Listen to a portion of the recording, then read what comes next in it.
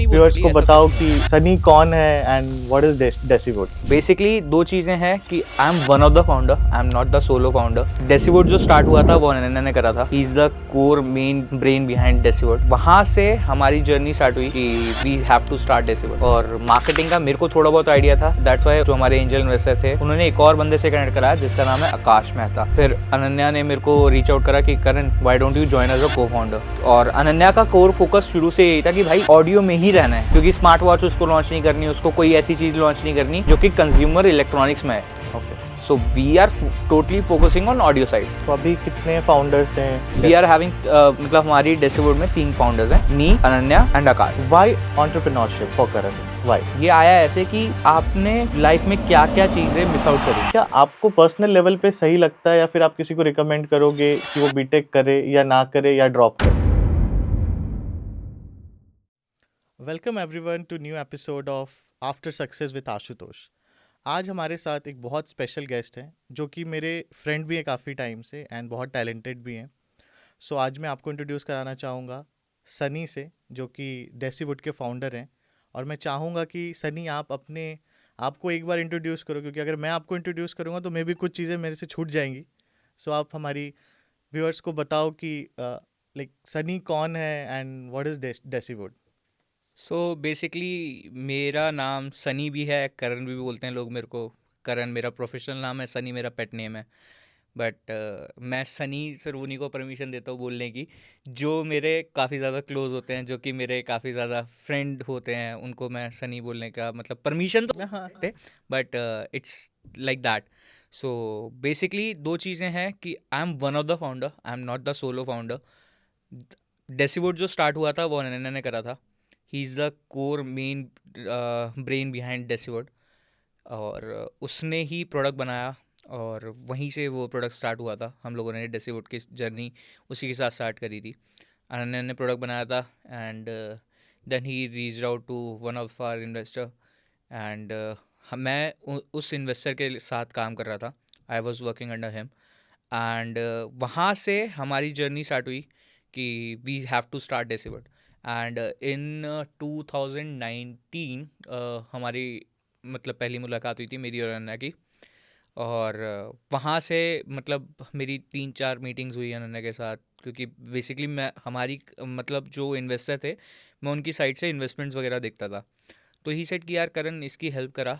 और मेरे को मतलब प्रोडक्ट में दम लग रहा है, बट इसकी जो बैकग्राउंड है ये सिर्फ टेक्निकल वाला बंदा है, इसको मार्केटिंग, इन्वेस्टर रिलेशन वगैरह ये सारी चीज़ें नहीं आती।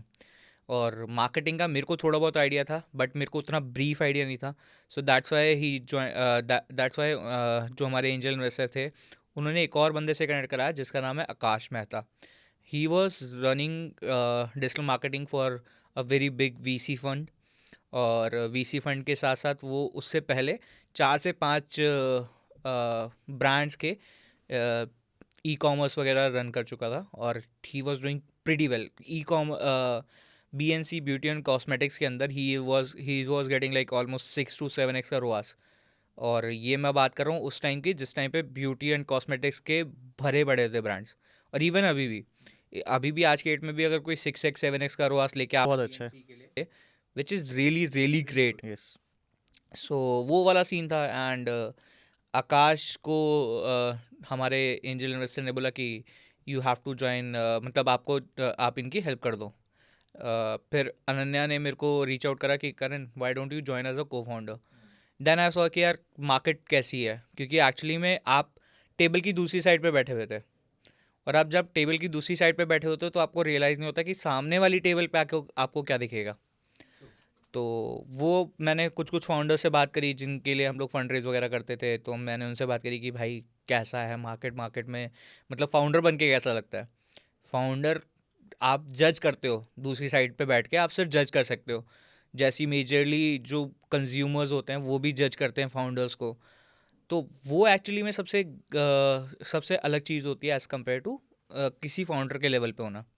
तो वो वाली चीज़ थी, मैंने सोचा, मैंने कहा चलो ठीक है अब ट्राई कर सकते हैं, क्योंकि मार्केट भी बड़ी है, market is quite big in terms of audio.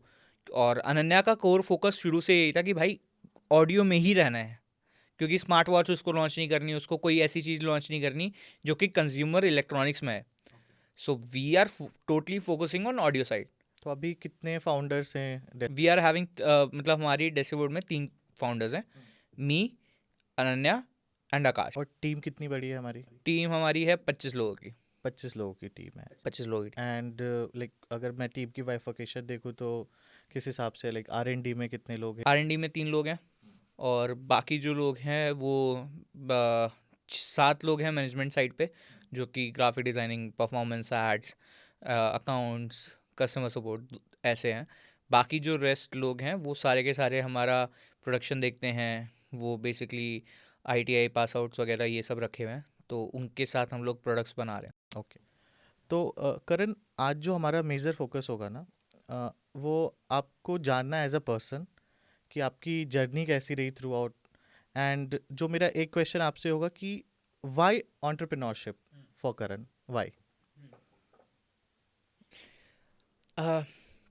Actually में ना मेरे साथ सीन क्या था कि मैं आपको अपना पहले का बैकग्राउंड बताता हूँ कि मेरा इनिशियल थॉट प्रोसेस ये एंटरप्रेन्योरशिप का कीड़ा आया कहाँ से. ये आया ऐसे कि एक्चुअली में जो सबसे बड़ी चीज़ होती है वो ये होती है कि आपने लाइफ में क्या क्या चीज़ें मिस आउट करी हैं.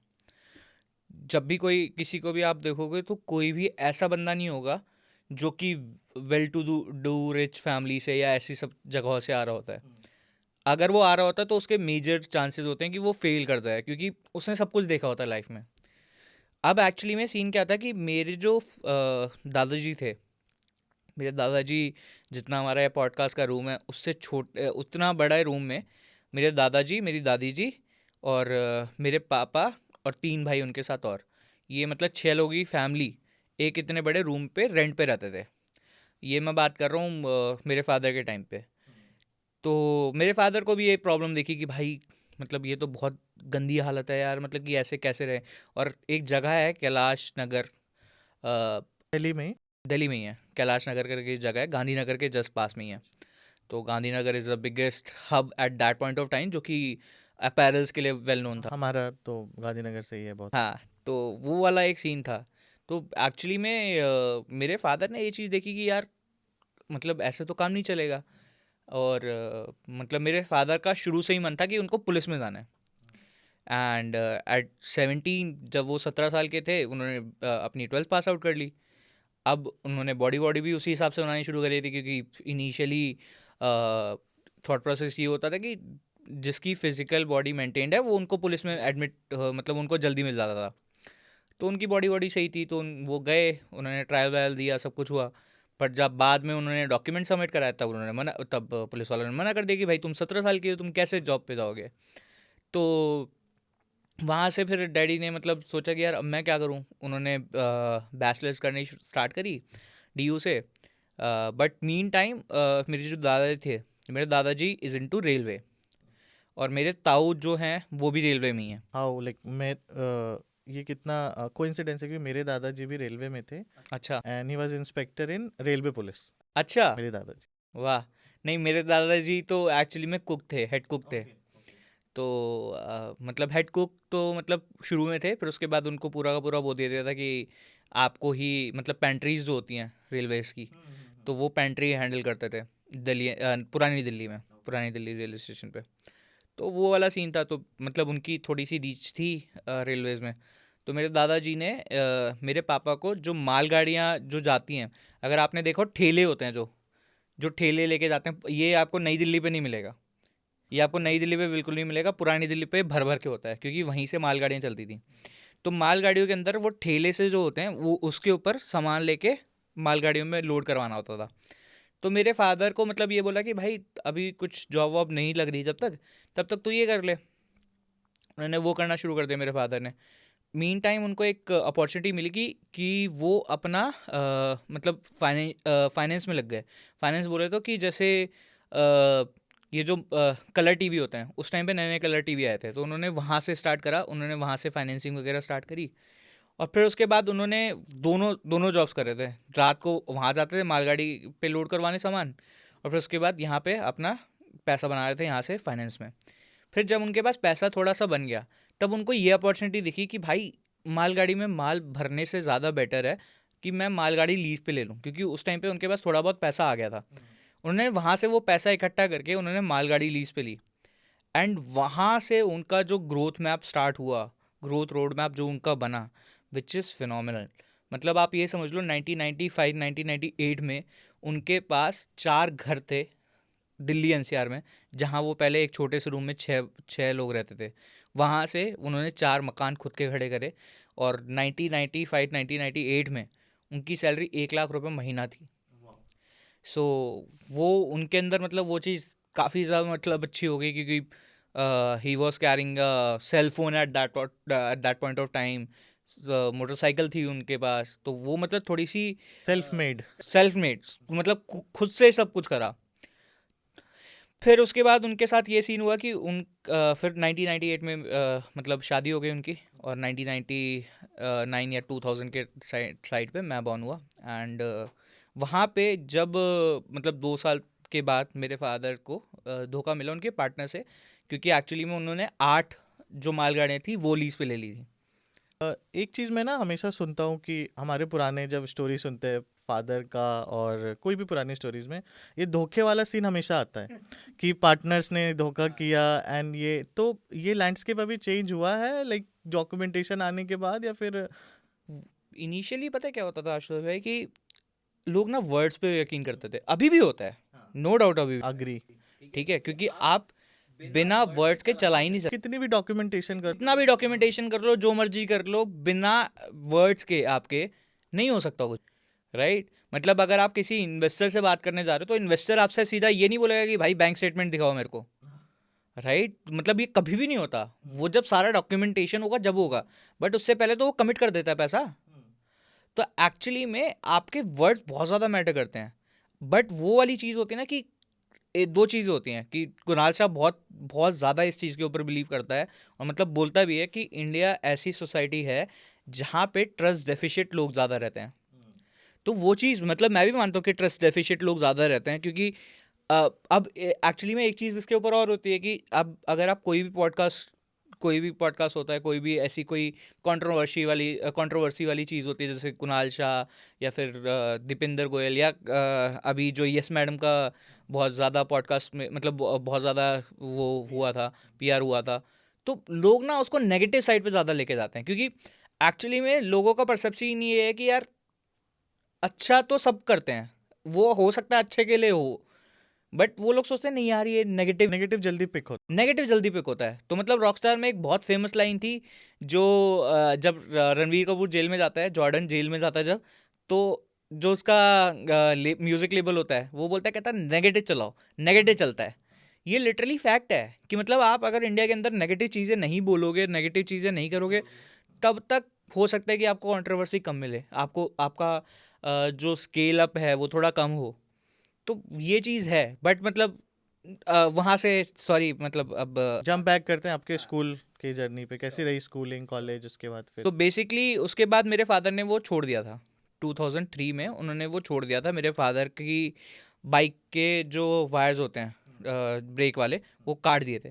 तो मतलब हमारा जो घर था वो अगर आपने सुना हो पुश्ते जो हैं, शास्त्री पार्क वाले जो पुश्ते हैं, अ, आप ये समझ लो खजूरी, अगर आपने सुना हो तो खजूरी के पास है। तो हमारा घर था वहाँ पे, अभी भी घर है वहाँ पे। तो वहाँ पे मतलब यमुना का पुल पड़ता है, तो यमुना के पुल पे मेरे पापा की बाइक के तार काट दिए थे, और वो जो बाइक थी वो ऑलमोस्ट यमुना में जाने वाली थी। तो मेरे फादर वहाँ से बच गए। तो मतलब मम्मा को बताया, तो मम्मा ने बोला कि भैया छोड़ दो ये। तो वहाँ से फिर मेरे फादर का मतलब जो 1 लाख रुपए 1998 में कमा रहे थे, वहाँ से जो उनका ब्रेक डाउन हुआ वो 10,000 रुपये महीने पे आ गए। तो वहाँ से उनका थोड़ा सा डिप्रेशन शुरू हुआ, एंड 2009 में we lost him because of accident. मतलब उनका थोड़ा सा वो जा रहे थे मतलब छत पे से उनका सर टकरा गया जाल पे, and he was passed away. तो मतलब फिर एक्चुअली में यूपी में क्या होता है कि यूपी में ना सबसे बड़ी चीज़ ये होती है कि अ, अगर आपके फादर या किसी की भी अगर डेथ होती है, तो आप 1 साल तक कोई भी सेलिब्रेशन नहीं करते हो, होली दिवाली, ठीक है। तो होली दिवाली जब तक नहीं होता तो मतलब आपकी वो होली उठना दिवाली उठना बोलते हैं यूपी में, ठीक है, कि अगर आपके मतलब किसी की भी कोई डेथ होती है तो आप, एक साल तक कुछ शुभ काम या शादी हाँ हाँ, कुछ नहीं होता। तो आपकी मतलब वो जो बड़ा त्योहार होता है होली या दिवाली, तो उनमें से अगर एक चीज़ उड़ जाती है तो वो आप सेलिब्रेट कर सकते हो। तो मेरे फादर का हुआ था, तो मेरे फादर का सीन क्या था कि मेरे फादर ना मतलब मेरे को या फिर मतलब मेरी बहन जो छोटी है उसको हमेशा ये ट्राई करते थे शुरू से ही कि भाई बेशक हमारे पास उतना अब पैसा नहीं है बट हम लोग रहेंगे वैसे ही, कि मतलब आपको कभी भी ये चीज़ सोचने की ज़रूरत नहीं है कि भाई पैसा कम है या कुछ ऐसा है, आपको हमेशा बढ़िया रखेंगे। ये इंडियन पेरेंट का होता है कि वो अपने लिए कितनी भी स्ट्रगल्स कर ले बट उनके बच्चों को सारी चीज़ें मिलनी चाहिए। खास करके मैं lower middle class and middle class families में देखता हूँ कि लोग एक दो स्टेप ज़्यादा चले जाते हैं। बिल्कुल। जो उनको वेस्ट का कल्चर ऐसा नहीं है, वेस्ट में सब लोग अपना सोचते हैं, सब लोग सेल्फिश हैं वहाँ पे बिल्कुल। कि भाई आपको हमने 18 साल तक पाल दिया, 16 साल तक पाल दिया, अब आप निकलो अपना करो। बट यहाँ पे अगर आप 50 साल के भी हो जाओ, 40 साल के भी हो जाओ और आपके अगर गार्जियन है अवेलेबल और उनसे हेल्प मांगने जाओ तो अपने से पहले आपको करके देते वही चीज़ थी, तो मतलब मेरे फादर ने वो करा, और 2008 में मेरे को 750 रुपये का पटाखों का डब्बा आता था, तो वो ला के दिया जिसमें मतलब अनार, ये आलू बम वगैरह ये सब होता था। तो मैं उतने पटाखे फोड़ ही नहीं पाया क्योंकि मैं उस टाइम पे खुद ही 8 साल 7 साल का था। तो मैंने बोला, मैंने कहा यार नहीं, मतलब मैंने थोड़े बहुत फोड़े, उसके बाद मैंने छोड़ दिया। तो डैडी ने बोला कि यार कोई नहीं, बाद में अभी कोई अगर त्योहार होगा या कुछ क्रिकेट मैच होगा तो उस टाइम पे फोड़ लेंगे। मैंने कहा ठीक है, डन। तो उसके बाद जुलाई में उनकी डेथ हो गई, और दिवाली पास में ही थी। मेरे को ये तो नहीं पता था कि इन्फ्लेशन क्या होता है। रिमेंबर दैट सीन, आप 8 साल के थे जो चीज़ें हुई। हाँ हाँ हाँ हाँ, मेरे को तो बहुत सारी चीज़ें याद है बट मैं उसको मतलब वो realise, also don't want to touch. हाँ, क्योंकि मेरे को वो चीज़ ना, मतलब एक्चुअली में मेरे साथ सबसे बड़ा सीन क्या है कि मैं हर चीज़ से ना भागने का ट्राई करता हूँ, इमोशनल चीज़ों से, ताकि आप उस चीज़ से रिकवर कर लो। आप बहुत स्ट्रांग हो क्योंकि मैं डिस्कस नहीं कर पाता, मेरे साथ भी जो चीज़ें हुई हैं मैं बिल्कुल भी डिस्कस नहीं कर सकता क्योंकि मैं डिस्कस करता हूँ मैं ब्रेक डाउन हो जाता हाँ, वो वाली चीज़ होती है, मतलब वो सबके मतलब मेजरली। और हम तो एक्चुअली में ना, सबसे बड़ी दिक्कत क्या है इंडियन सोसाइटी के अंदर, इंडियन सोसाइटी में बोलते हैं कि लड़के रोते नहीं हैं। हूँ। मेरे को भी ऐसा फील होता है कि हमें हमेशा से बताया गया कि लड़के रोते नहीं हैं, और मैंने एक चीज़ और भी देखा, मेरा पर्सनल एक्सपीरियंस भी रहा कि हम लड़कों का माँ के साथ जो रिलेशन है और जो पापा के साथ रिलेशन है बहुत डिफरेंस बहुत होता है। डिफरेंट है। मतलब पापाओं को ऐसा लगता है कि बेटे फ़ोन कर रहे हैं तो बस या तो पैसा मांगना होगा, नहीं तो कोई काम होगा तभी उनके कॉल्स आ रहे हैं। मेरी भी जितनी कन्वर्सेशंस होती हैं ज़्यादातर अपनी मासी होती थी पहले, पापा के पापा जब थे तब भी कुछ भी ज़रूरत होती थी तो मम्मी को ही बोला, मम्मी ने पापा को बोल दिया ये सारी चीज़ें। पर वो जब कोई इंसान आपका जो इतना करीब हो जब वो चला जाता है उसके बाद आपको वो चीज़ फील होती है जो मैंने की 2 साल में, अभी मैंने भी फील की कि वो कन्वर्सेशन, पता नहीं क्यों हमारे बीच में ये गैप है, लड़कों में क्यों गैप है कि फादर के साथ वो एक डिस्टेंस आ जाता है हमेशा।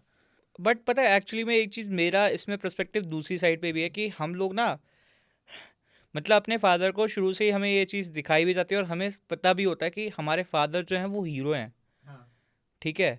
तो और एक्चुअली में ये होता भी है, क्योंकि मतलब आज की डेट में अगर मेरे को बोला जाए कि भाई तू 25-30 साल तक तू 4 मकान दिल्ली के अंदर खड़े कर दे, मैं नहीं कर पाऊंगा, मैं नहीं कर पाऊंगा। मेरे फादर ने जो करा वो मैं नाखून भर रही हूँ उसका, ठीक है।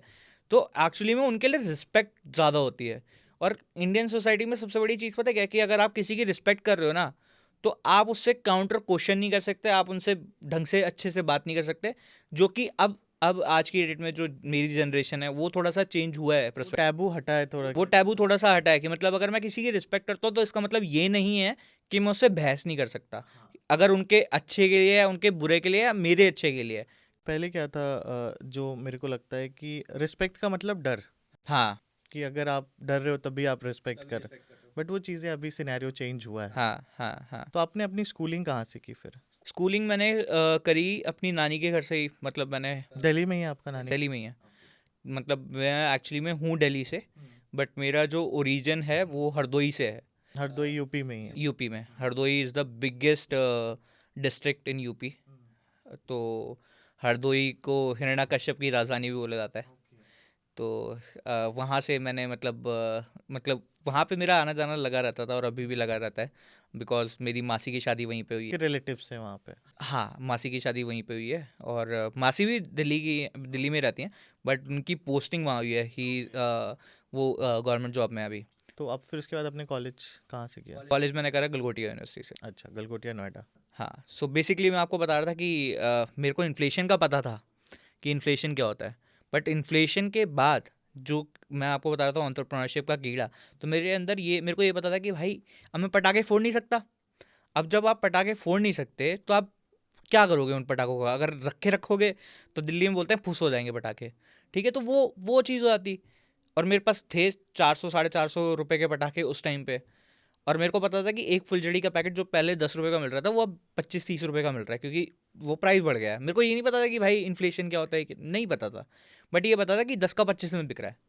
तो मैंने उसको यही चीज़ करी कि मैंने 10 का 12 रुपये में बेचा, और मैंने वहाँ से 750-800 रुपये बनाए, और आधे पटाखे मैं फोड़ चुका था। उसके बाद भी मैंने उतना ही रिकवर कर लिया जितना मेरे फादर ने मेरे को बॉक्स दिलाया था।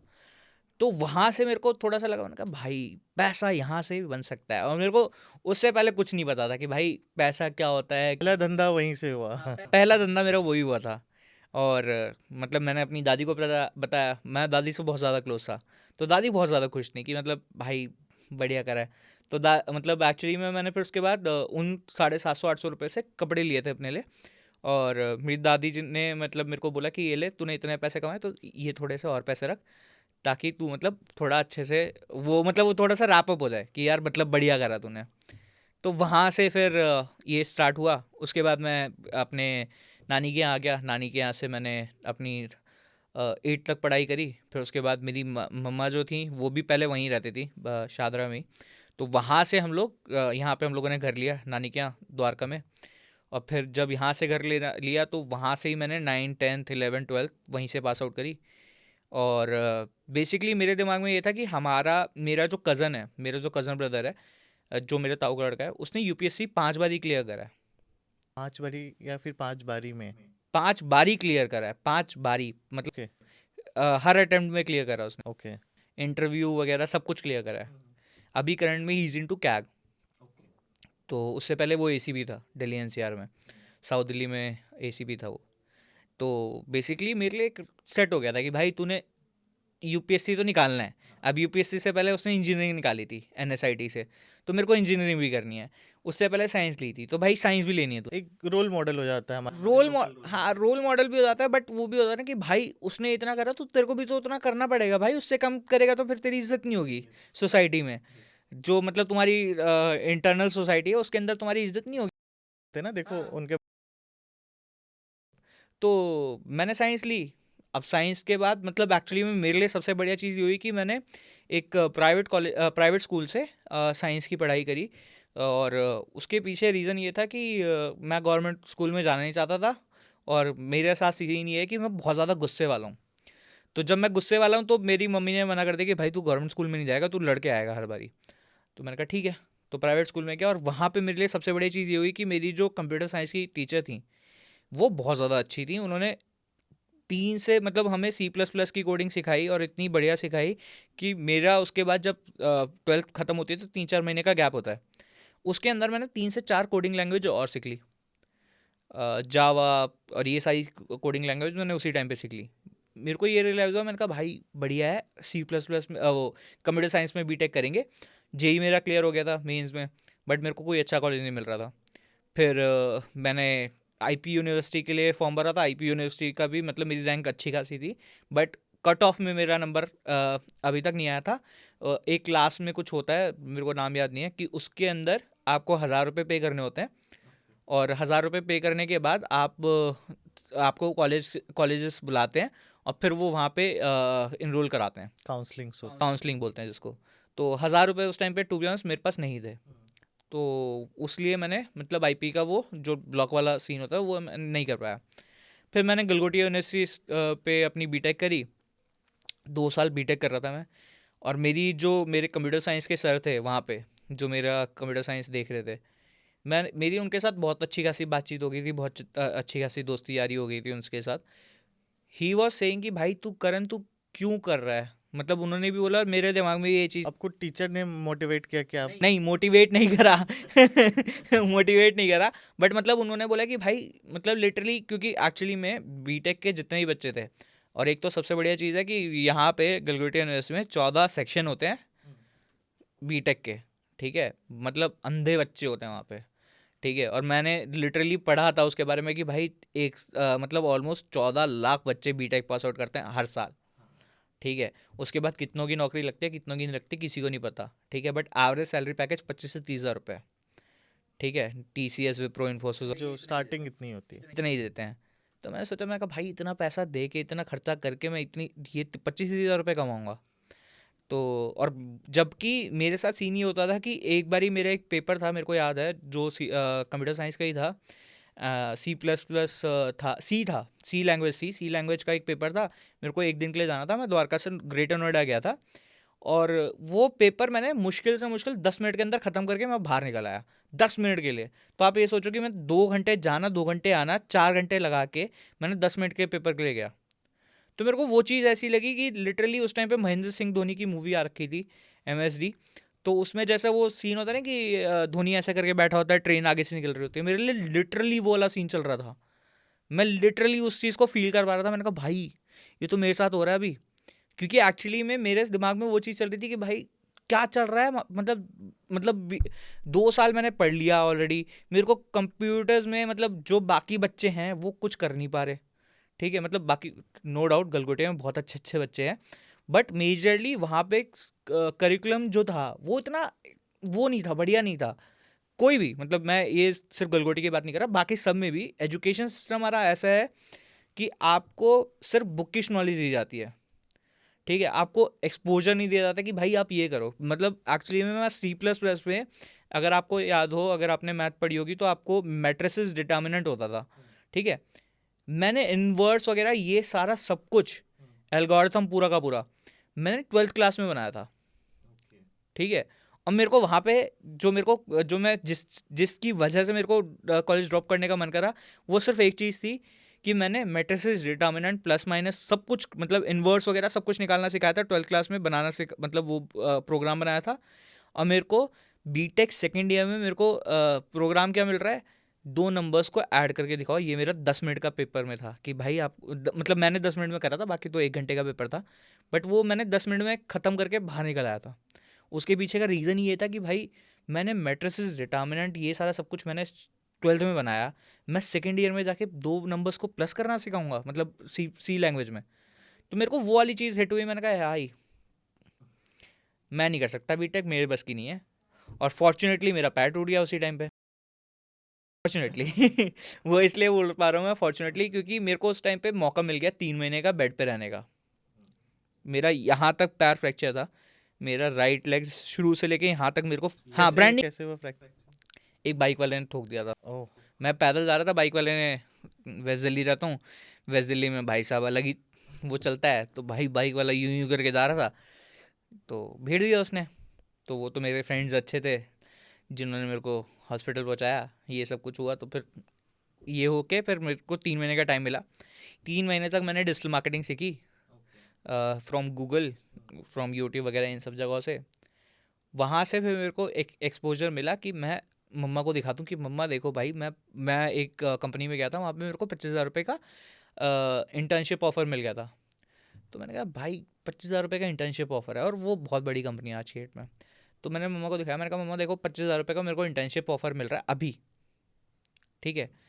अब आप बताओ कि मैं 25,000 रुपये अभी कमाना शुरू कर दूँ, या फिर मैं 4 साल बाद 25,000 रुपये कमाना शुरू करूँ। मैंने बोला नहीं, 4 साल बाद करियो। मैंने कहा नहीं, मैं नहीं कर रहा। तो मेरे को बहुत टाइम लगा, 1 साल लगा ऑलमोस्ट कन्विंस करने में। मैंने कहा देखो 2 साल हैं मेरे पास, ठीक है, 2 साल में मेरे को आप टाइम दे दो, 2 साल का, 2 साल के अंदर अगर मैं कुछ नहीं उखाड़ पाया ना, तो मैं बीटेक दोबारा ज्वाइन कर लूँगा, कोई दिक्कत नहीं है, मैं 4 साल दोबारा लगा दूंगा, ठीक है। क्योंकि एक्चुअली में हमारे यूपी में क्या होता है कि डिग्री बहुत ज़्यादा वैल्यू करती है, कि भाई डिग्री नहीं है तुम्हारे पास तो तुम कुछ नहीं हो। तो ये चीज़ हुई, तो फिर मैंने कहा 2 साल का टाइम दे दो। मम्मा ने बोला ठीक है कर ले तू 2 साल। फिर मैंने 2 साल अपना इंटर्नशिप ढूंढी, ये सब करा, और फॉर्चुनेटली मैं एक बहुत बड़े VC फंड में एज अ इंटर्नशिप की मेरे को जॉब मिली।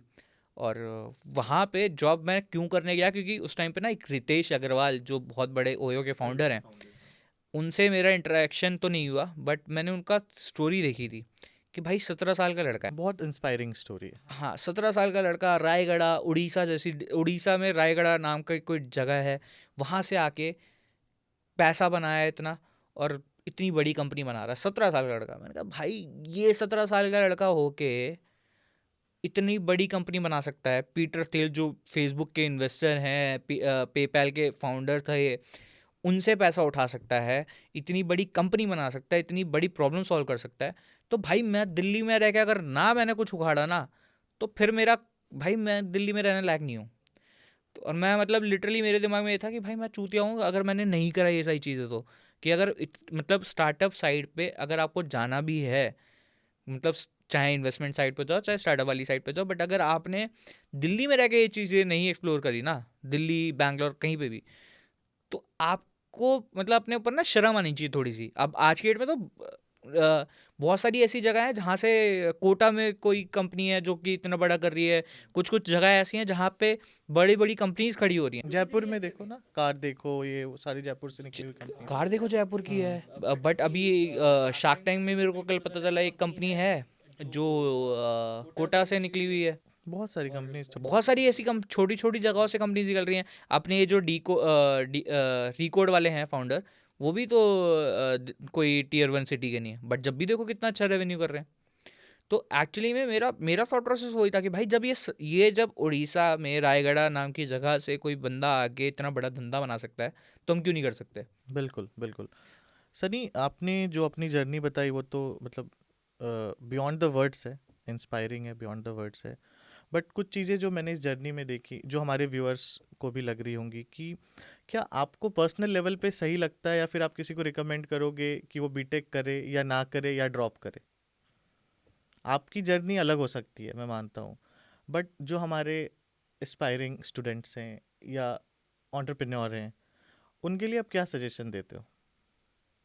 भाई मैं मतलब कैसे बताऊं कि मतलब मैंने खुद नहीं करा तो मैं कैसे बोल सकता हूँ इस चीज़ के बारे में, क्योंकि एक्चुअली में ना परसेप्शन क्या है। अभी तक कुछ ऐसा फील हुआ कि शायद मैं कर लेता तो थोड़ा 2 साल और मैं रुक जाता बीटेक में, तो शायद चीज़ें और बेटर हो जाती, या फिर मेरे पास एक बैकअप होता कि मेरे पास बीटेक की डिग्री है, I can get a like good job, higher package, मैं लाइक अब्रॉड जा सकता था फॉर लाइक फर्दर एजुकेशन? कुछ कभी ऐसा फील हुआ है उसके बाद? एक्चुअली में ना मेरे साथ ना दिक्कत क्या है कि मैं ना प्लान बी रखता नहीं हूँ कभी, कभी भी नहीं रखता। या तो प्लान ए वरना कुछ नहीं, क्योंकि उससे ना आपका डाइवर्जन बहुत ज़्यादा बढ़ जाता है कि भाई चलो ठीक है अगर ये नहीं होगा तो ये कर लेंगे। तो आपको ये चीज़, मेरे हिसाब से ये चीज़ तो मेरे को लगता है कि भाई करनी ही नहीं चाहिए कि यार अगर ये नहीं होगा तो ये कर लूँगा। अगर आपको बीटेक करनी है तो बीटेक करो, तो आप किसी और चीज़ पे ध्यान मत दो, ठीक है। बट बीटेक ऐसी करो कि जो जितने बच्चे हैं बीटेक जो पास आउट कर रहे हैं उनमें से टॉप की रैंक आनी चाहिए, टॉप में प्लेसमेंट होनी चाहिए, ठीक है। या अगर आप बीटेक नहीं कर रहे हो तो बिल्कुल ही ऐसा करो कि भाई कुछ नहीं करना, मतलब सिर्फ ऐसा नहीं है कि सिर्फ मैंने बीटेक छोड़ के मतलब कुछ ऐसी कोई नई चीज़ करी है। सुशांत सिंह राजपूत ने बीटेक छोड़ी थी। बहुत सारे ऐसे मतलब लोग हैं जिन्होंने बीटेक छोड़ी है और जो कि अच्छा चुके हैं या कर रहे हैं। कि एजुकेशन इतना ज़्यादा इम्पोर्टेंट नहीं है अगर आपके अंदर पैशन है कुछ करने का। एजुकेशन में ना सबसे बड़ी चीज़, मेरा मेरा परसेप्शन क्या है कि एजुकेशन ना लिटरली हमारे लिए वो एजुकेशन नहीं है। हमारे लिए बोले तो कि इंडिया के लोगों के लिए एजुकेशन नहीं है, क्योंकि हमारी एजुकेशन का जो ज़रिया था वो ब्रिटिशर्स ने ख़त्म कर दिया कब का। क्योंकि अब एक्चुअली में मैंने एक बुक पढ़ रहा था, उस बुक में ये था कि ब्रिटिशर्स ने इंडिया की जो इकॉनमी है, इंडिया का जो परसेप्शन है चीज़ों को फॉलो करने का, वो बिल्कुल चेंज कर दिया। क्योंकि इंडिया के अंदर रिसर्चेज होती थी, अब आज की डेट में कौन सी रिसर्च हो रही है इंडिया के अंदर? इंडिया के अंदर कौन सा ऐसा रिसर्च वर्क हो रहा है जो कि आपको लग रहा है कि भाई ये एक्सेप्शनल है? ये उसके पीछे का रीज़न क्या है कि ये हमें पढ़ाई ये गया है कि भाई आपको रिसर्च नहीं करनी है। आपको कोई बंदा रिसर्च कर रहा है, आपको उसके लिए जी हजूरी करनी है, क्योंकि एक्चुअली में आपको जॉब ओरिएंटेड बनाया जा रहा है, ठीक है। मतलब आज की डेट में आप माइक्रोसॉफ्ट को देखोगे कि इंडिया से कितने ज़्यादा बच्चे उठाता है, अमेजोन को देखोगे कि कितने ज़्यादा बच्चे उठाता है। ये नहीं देखोगे कि माइक्रोसॉफ्ट कहाँ बन रहा है, ये नहीं देख पाओगे आप कि आपको अमेजोन कहाँ पे बनता हुआ दिख रहा है। मीशो बना है, फ्लिपकार्ट बना है, अलग चीज़ है, बट ऐसे कितने मीशो और फ्लिपकार्ट बने हैं, और ये भी आईआईटी दिल्ली के हैं, ठीक है। तो मैं ये नहीं बोल रहा कि भाई बीटेक ना करना कोई अच्छी बात है, बट मेरा परसेप्शन ये है कि आपका जो टेक है आप उसके अंदर पूरा ढंग से लगे रहो, ठीक है। चाहे वो बीटेक हो, चाहे वो बीटेक ना हो, चाहे वो कोई कॉलेज डिग्री हो, चाहे वो कॉलेज डिग्री ना हो। क्योंकि मेरे साथ जो सीन है वो ये है कि अगर मेरे को अच्छा लग रहा है तो मैं करूंगा, नहीं लग रहा तो नहीं करूंगा, बात खत्म। सनी, हम जब से यहाँ पे बैठे हो ना पॉडकास्ट पे, मेरा एक चीज़ जो सबसे ज़्यादा ध्यान खींच रहा है वो यहाँ पे रखा है स्पीकर है आपका। क्योंकि ये इतना ज़्यादा अट्रैक्टिव है ना, मतलब तो मेरे को ये जानना है कि ये डिज़ाइन आपने खुद से किया या कहीं से इंस्पिरेशन मिला, या फिर क्या रीज़न था कि आपने डेसी वुड नाम रखा। तो क्या आपका सारा मटेरियल वुड है या फिर आगे भी आपको वुड लेके जाना है? वाई नॉट प्लास्टिक, जैसे JBL वगैरह यूज़ करते हैं? तो मेरे को इसका आंसर चाहिए आपसे। एक्चुअली में हमारा जो कोर फोकस था वो ये था कि MDF या वुड, जो ये चीज़ें होती हैं ये मेजरली जो MDF की अगर मैं बात करूँ तो MDF सबसे बेस्ट कॉस्टिक नेचर में होता है। मतलब अगर आप देखो तबला, ढोलक, ढोल, हम्म। जितने भी सारी चीज़ें होती हैं, गिटार, इवन गिटार भी, ये कोई भी प्लास्टिक में आपको नहीं मिलेगा। उसका कोर रीज़न क्या होता है? उसका कोर रीज़न सिंपल होता है कि आपको प्लास्टिक के अंदर उतनी बेस्ट क्वालिटी नहीं मिलती जितनी आपको MDF या वुड के अंदर मिलती है। अगर आपको याद हो पहले के टाइम पे डेग चलते थे, जो बड़े बड़े वो स्पीकर्स होते थे, हाँ हाँ हाँ। वो भी MDF के अंदर ही बने होते थे। उसके पीछे का रीज़न ही ये होता था कि भैया वो आपको ज़्यादा बेस्ट साउंड देते थे एज़ कम्पेयर टू प्लास्टिक। आपका कोविड बोलना के है कि टाइम पे ना वुड इज़ गवर्नमेंट ने एक बेटर स्कीम देन निकाली थी कि भाई प्लास्टिक। बिना बट जो कोलैटरल, ब्रांड्स हैं बिना जैसे किसी कि के अमेजोन हो आप आ गया, जाओ, आप उनके हाँ। स्पीकर्स आते हैं आजकल, एलेक्सा हो गया, या फिर गूगल के भी हैं, वो सारे प्लास्टिक्स यूज़ कर रहे हैं। उसके पीछे लाइक कोई ड्रॉबैक है वुड यूज़ करने का? कोई कुछ ड्रॉबैक नहीं, बेनिफिट तो है। ना। बेनिफिट तो मैंने आपको बता दिया, हम्म बट एक्चुअली में हम लोग MDF तो एक सिर्फ अच्छी चीज़ है कि हम्म। आपको दो चीज़ें मिलती हैं। MDF अकॉस्टिकली स्टेबल होता है, और ये हमारा जो प्रोडक्ट है ये 70 to 80% रिसाइकलेबल भी है। ओके। कि मतलब अगर एग्जांपल के तौर पे प्लास्टिक में सबसे बड़ी दिक्कत क्या होती है कि हम्म प्लास्टिक का स्पीकर ख़राब हो गया तो वो ख़राब हो गया, वो हम्म। आपका ई वेस्ट के अंदर कंसिडर होता है। ठीक है, कि वो आपका वेस्ट है। यस। आप उसको ग्रैनुलस कटवाओगे तब जाके वो उसका नई चीज़ बनेगी, और वो भी जो नई चीज़ बनेगी वो भी आपकी बहुत ज़्यादा हद तक ऐसी चीज़ होगी जो कि आपकी कुछ ना कुछ वेस्टेज क्रिएट करके जाएगी जाएगी। मतलब इन्वायरमेंट फ्रेंडली तो डेफिनेटली है। बिल्कुल है। हम्म। ठीक है, बट उसके साथ साथ हमारे पास we are India's first brand जिसके पास पेटेंट है ओके। ऑडियो का। ओके। एक्चुअली में हम लोगों ने MDF के साथ साथ हम लोगों ने एक और चीज़ के ऊपर अपना काम करा हुआ है, जो कि है हमारा, आपका कोई भी स्पीकर अगर आप बाय करते हो, कोई भी पोर्टेबल स्पीकर अगर आप बाय करते हो, 3 से 6 महीने के अंदर स्पीकर फटने लग जाता है, आवाज़ फटती है उसकी। हम्म। ठीक है, we are India's first brand जिसके पास ऑडियो पेटेंट है कि भाई हमारा स्पीकर आप 3 साल चलाओ, 4 साल चलाओ, जब भी फटेगा नहीं। ये मतलब फटती क्यों है? मेरे को एज अ कंज्यूमर जानना है कि आवाज़ें क्यों फट जाती हैं। 2-3 रीजंस होते हैं। पहला रीज़न तो ये होता है कि आपकी बैटरी का कंजम्पशन की बात होती है। हम्म ठीक है, कि लेट सपोज एग्जांपल के तौर पे जैसे स्पीकर होता है, स्पीकर की सबसे बड़ी चीज़ क्या होती है कि स्पीकर ड्राइवर, जो ड्राइवर होता है, अगर आपको याद हो, अगर लाजपत नगर में अगर आप आज भी जाओगे ना, ठीक है, लाजपत नगर में स्पीकर्स की सबसे बड़ी मार्केट है दिल्ली हम्म। में। तो वहाँ पे अगर आप जाते हो तो वहाँ पे ना जो दुकानदार होता है वो बोलता है कि भाई स्पीकर को 3-4 दिन तक फुल वॉल्यूम पे बजाओ, तब जाके इसका अच्छा आउटपुट आएगा। ओके। और वो AC वाले स्पीकर्स की बात कर रहा हूँ, जो AC वाले बोले तो कि आपको करंट पे लगा के चलाना पड़ता है। हम्म उसके पीछे का रीज़न क्या होता है कि स्पीकर ड्राइवर में जो स्पीकर ड्राइवर होता है वो खुलता है। तो जैसे जैसे स्पीकर ड्राइवर खुलता है वैसे वैसे उसकी अच्छी साउंड क्वालिटी आनी शुरू होती है। ओके। तो ये वाली चीज़ होती है। अब ये चीज़ हमारे फ़ोन्स के साथ भी होती है, स्पीकर्स के साथ भी होती है, कि अगर आपका बैटरी कंजम्पशन, मतलब बैटरी के कुछ पावर होती है कि भाई इतने टाइम तक ही चलेगी, 3 साल 4 साल ही चलेगी। आईफोन्स के जो यूज़र हैं उनको तो ये बिल्कुल पता होगा, क्योंकि उनको बैटरी के ऊपर 3-4 हज़ार रुपये 6 हज़ार रुपये खर्चा करना पड़ता है हम्म 2 साल 3 साल बाद।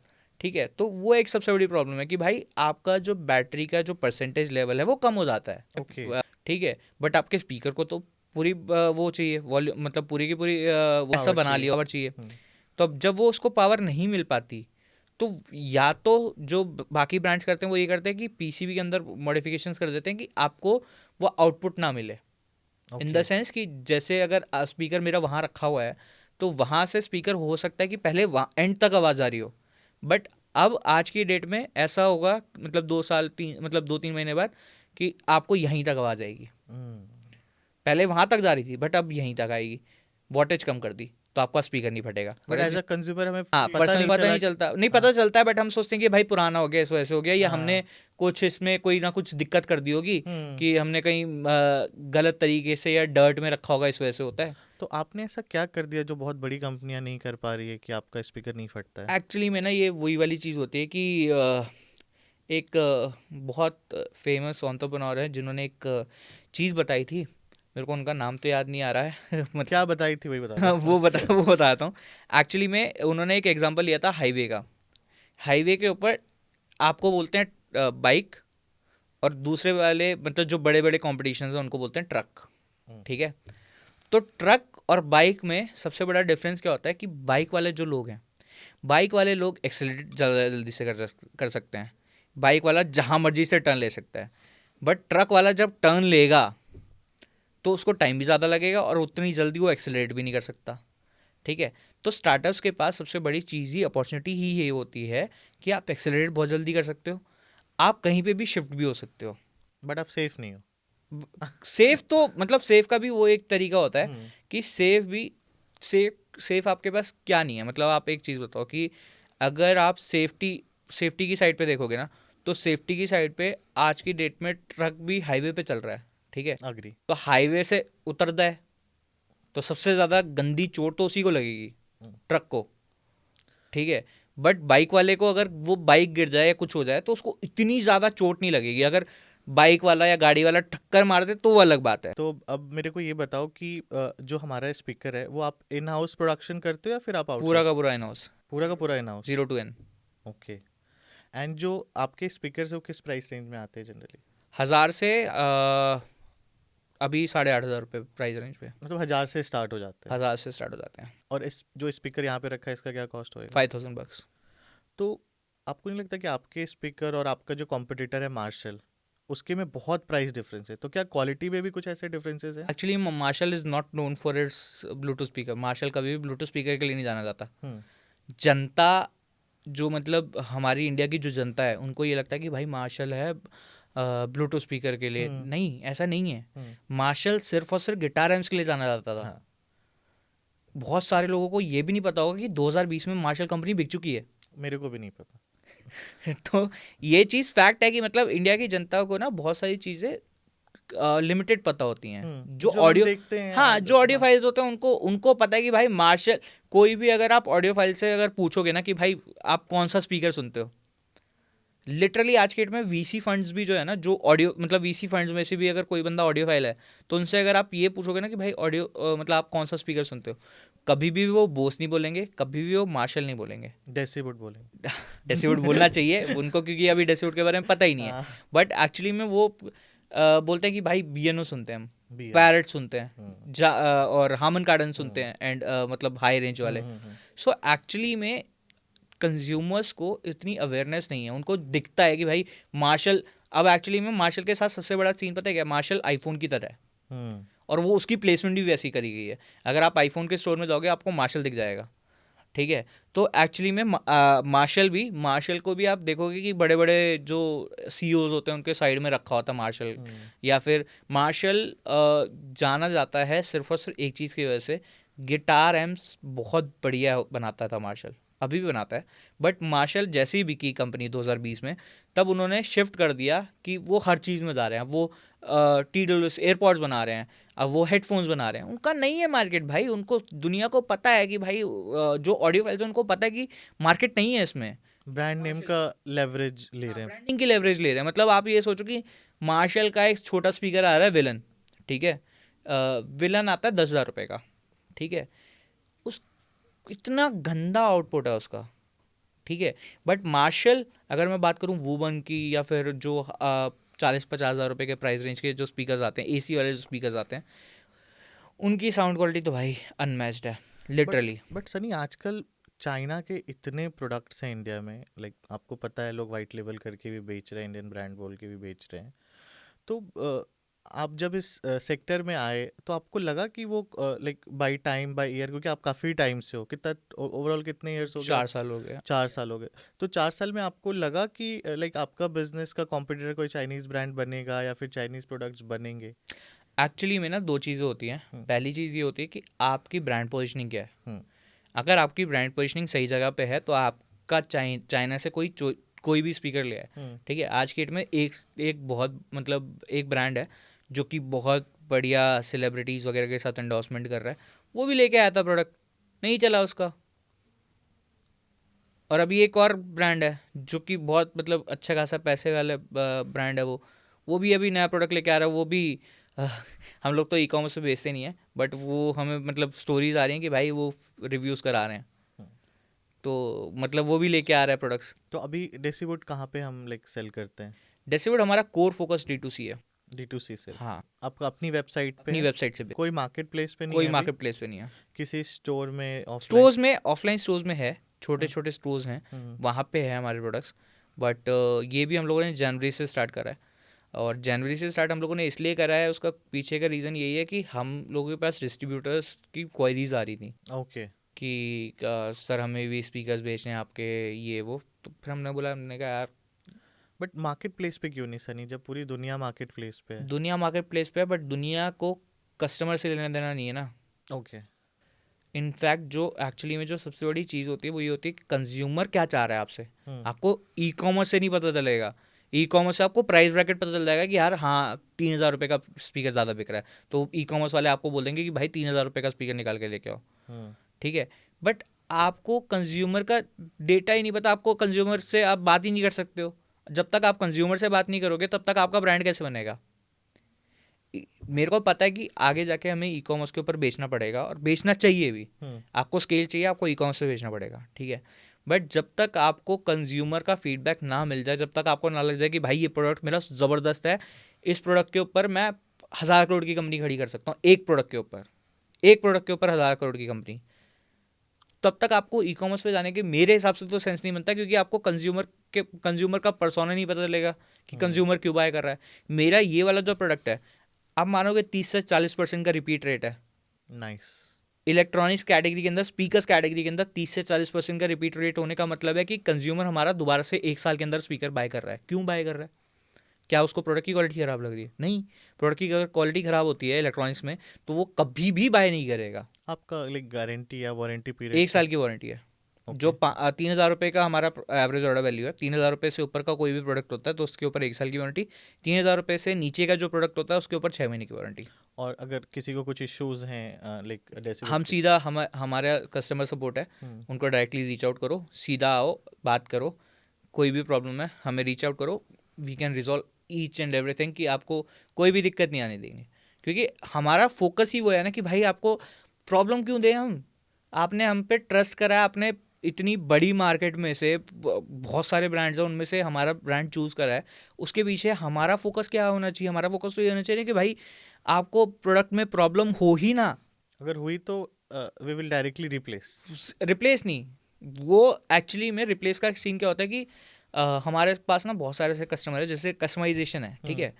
तो अल्टीमेटली ना कस्टमर का ना कुछ वो होता है कि यार भाई मैंने ये स्पीकर ना अपनी गर्लफ्रेंड के लिए मंगाया था, किसी के लिए मंगाया था, हम्म, अब उसने इस पे कुछ भी मार्क कर दिया हाँ, या कुछ भी कर दिया, हम्म। तो भाई मैं उसको रिप्लेस नहीं कराना चाहता, मेरे को इसी में ठीक करके दे, ओके, तो आप उसको ठीक करा के ठीक दे? करा के देते हैं हम। तो नाइस। मतलब आपका जो भी प्रोडक्ट है हम उसको ठीक करा के दे देंगे। अगर आपको ऐसा है कि भाई जल्दी करवाना है तो हम रिप्लेस करा के देते हैं, there is no issue on that side. हम लोग हम्म। कंज्यूमर से पूछते हैं सामने से कि भाई हम आप हमारा मतलब आपको हम प्रोडक्ट रिप्लेस करके दे दें या उसी में चेंज करके दे दें, तो वो जैसा भी उसको कंफर्ट लगता है। तो सनी, अभी आगे का क्या प्लान है डेसीवुड का? लाइक अगर मैं 2-3 साल के प्लान की बात करूँ तो अभी क्या प्लान है एक्सपेंशन को? हमारा कोर फोकस ये है, ऑडियो कैटेगरी के अंदर 4 से 5 हज़ार करोड़ का ईयरली ब्रांड बनना है। और कोई कैटेगरीज अभी आएंगी? ऑडियो कैटेगरी हाँ, में। ऑडियो कैटेगरीज में आएंगी। हाँ। ओके। तो एक क्वेश्चन मेरा ये रहेगा हमारे व्यूअर्स के लिए, खास करके जो लोग एस्पायरिंग एंटरप्रेन्योर हैं। आप भी एक बहुत छोटे शहर से आते हो और हमारे व्यूअर्स भी काफ़ी हैं जो काफ़ी छोटे शहर से आते हैं। तो एक चीज़ जो हमेशा टैबू रहती है कि अगर आपको कोई धंधा बनाना है तो आपके पास पैसा होना चाहिए, बेसिक पैसा भी होना चाहिए आपको बनाने के लिए, तभी आप कोई धंधा बना पाओगे। अगर आपके पास पैसा नहीं है तो आप धंधा नहीं बना सकते, पहला क्वेश्चन। और इसी का एक सब क्वेश्चन ये है कि अगर किसी के पास कोई बहुत अच्छा आइडिया है तो कैसे अप्रोच करे किसी वीसी को या फिर किसी ऑर्गेनाइजेशन को फंड्स के लिए? दो चीज़ होती हैं, क्योंकि मैं वीसी वाले बैकग्राउंड से भी आता हूँ, तो मेरे को ये दैट्स व्हाई आई एम हाँ आस्किंग यू दिस क्वेश्चन हाँ, ओनली। तो वो मेरे को ये चीज़ पता है कि भाई अगर आपका आइडिया अच्छा है, हम्म। ठीक है, अगर आपको लग रहा है कि भाई बहुत बढ़िया है, मतलब हमारा स्केल अप हो जाएगा, हम अच्छा धंधा कर लेंगे, वेल्थ क्रिएशन का पॉइंट ऑफ व्यू जो होता है, एक्चुअली में लोग सोचते हैं कि पैसा बन जाएगा हमारा। हर कोई, मतलब पैसा बनाना बुरी बात नहीं है, ठीक है, बट पैसा सिर्फ अपना नहीं बनाना होता, पैसा सबके लिए बनाना होता है। हमारा इन्वेस्टर है उसका भी पैसा बने, हमारे जो वेंडर्स है उनका उनका भी पैसा बने, हमारा तो पैसा बने ही बने, ठीक है। तो एक्चुअली में आपके पास आज की डेट में बहुत सारे ऐसे फंड्स हैं जो कि बहुत अर्ली स्टेज पे पैसा डाल रहे हैं, जिनमें से मैं अभी रिसेंटली ही एक फंड में सिलेक्ट हुआ था, जिसके अंदर मेरे को नहीं मिला, ओके। बट मेरे को पता है कि मेरे को क्यों नहीं मिला, क्योंकि मेरा प्रोडक्ट ऑलरेडी 90 लाख रुपए 80 लाख रुपए का मेरा प्रोडक्ट बिक रहा है महीने का, हाँ। ठीक है, जिसका नाम है WTA फंड, ओके। अंडर 25, ठीक है। निखिल कामत का फंड है। निखिल कामत ने फंड बनाया, 25 जिन लोगों की भी एज 25 साल से नीचे की है वो उस फंड के अंदर अप्लाई कर सकते हैं। ओके। हम उसके अंदर सेलेक्ट हो गए, इंटरव्यू हुआ, सब कुछ हुआ। फिर जब उनको पता चला कि भाई हमारा सेल्स ही 80 लाख रुपए 90 लाख रुपए चल रहा है, तो उन, क्योंकि एक्चुअली में वो सिर्फ ग्रांट दे रहे हैं। प्रोटोटाइपिंग स्टेज पे भी। हाँ, प्रोटोटाइप स्टेज पे ही, ओके। प्रोटोटाइप स्टेज, या फिर आपका बिल्कुल आइडिया हो, आपको कुछ नहीं आता, मतलब आपको पता भी नहीं है कुछ, या आपका कुछ भी आप, कि कैसे बनेगा, यू हाँ जस्ट हैव द आइडिया कि हाँ, I have you to do this. बिल्कुल, आप अगर रेवेन्यू कर रहे हो तो मतलब जैसे 80 लाख रुपए 90 लाख रुपए का हम रेवेन्यू कर रहे हैं मंथली बेसिस पे, अब 40 लाख रुपए मेरे को मिल भी जाएगा, 40 लाख या 20 लाख का अमाउंट था, तो वो मिल भी जाएगा, तो वो तो मेरी सैलरीज ही हैं, तो वो पैसा लेना मेरे को कोई चलो इतना, आपके लिए वो चीज अप्लाई नहीं होती, हाँ बट जो लोग बिल्कुल बिल्कुल, अभी उनके लिए स्टार्ट उनके करना लिए वो चाहते हैं, बिल्कुल वो एप्ट बहुत है, अच्छा अमाउंट है किसी को बहुत बड़ा अमाउंट है, बहुत बड़ा, मतलब हमने पहला राउंड ही हम लोगों ने 30 लाख का करा था रेस। जो हमारा सबसे पहला राउंड हम लोगों ने डेसीवुड में रेस करा था, वो 30 लाख रुपए का करा था। अभी तक आप कितना रेस कर चुके हो? अभी तक हम लोग 4 करोड़ रुपए रेस कर चुके हैं, $1 मिलियन अभी रेस कर रहे हैं, और डाइल्यूट कितना हो चुका है अभी?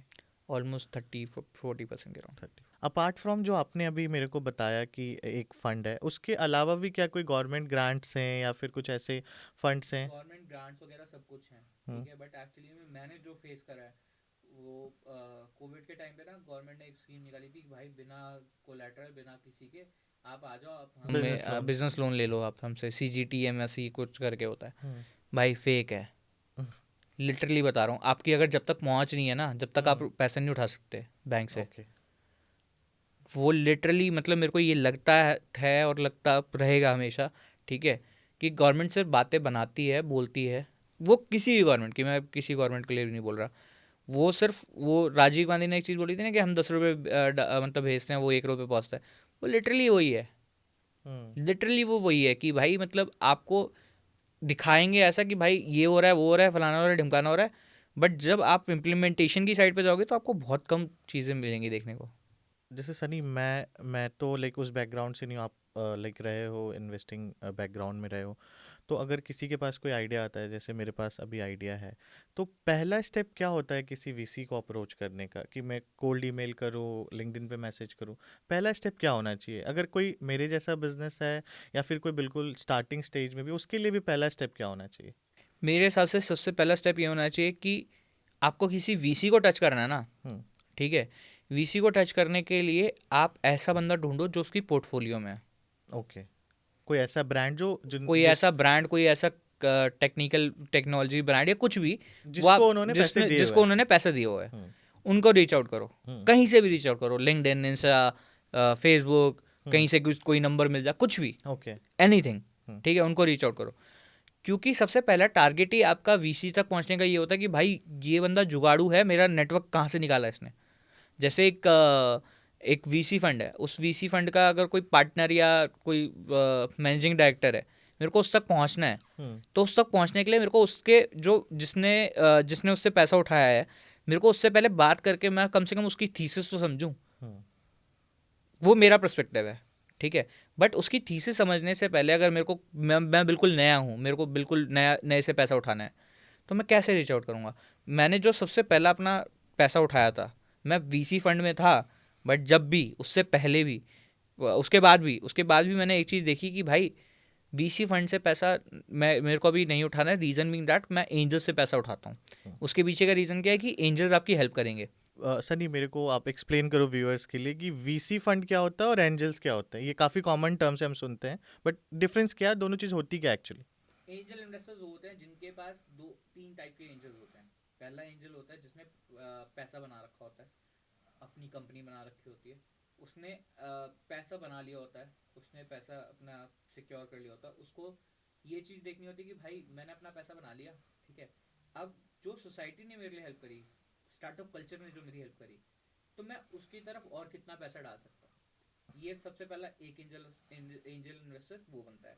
दूसरा एंजल इन्वेस्टर वो होता है जो बड़ी कंपनी में जो पैसा बना रखा होता है, जिसने, जैसे मैकेंजी को कोई बंदा हो गया, या फिर कोई बड़ी कंपनी में कोई बड़े पेरोल पे काम कर रहा है, या फिर हम्म। किसी भी कंपनी में कोई भी बड़े एम्प्लॉयज पे जिन्होंने काम कर अपना रहा है, जिन्होंने, पर्सनल वेल्थ हाँ, क्रिएट किया पर्सनल हो। वेल्थ क्रिएट कर रखा है, 2 लाख 3 लाख रुपए 4 हम्म। लाख रुपए महीना कमा रहा है वो, उसने कुछ सरप्लस अमाउंट बना रखा है, वो आपका दूसरा एंजल इन्वेस्टर होता है। वो इन्वेस्टर दो साइड से इन्वेस्ट करता है। पहला, उसको या तो स्टार्टअप में कुछ अच्छा लग रहा होता है, या स्टार्टअप में उसको कुछ चाहिए होता है कि मतलब भाई मेरे को इलेक्ट्रॉनिक्स पता है, मेरे को इलेक्ट्रॉनिक्स के बारे में डीप में जाना है, तो वो उसके लिए इन्वेस्ट करता है। बहुत सारे इन्वेस्टर्स ऐसे होते हैं जिनको मिले कुछ ना, वो लिटरली ये ऐसा बेट करते हैं कि भाई मेरे को पैसा ना बने इससे, बट मैं इस चीज़ के डोमेन की एक्सपर्टीज चाहिए मेरे को, तो मैं इसलिए इसमें पैसा डाल रहा हूँ। ओके। क्योंकि आपको बिना पैसा डाले, बिना कोई, आपको फाउंडर अपने काम में बिजी रहेगा, इनसाइट्स नहीं मिले। इनसाइट्स नहीं मिलेंगी।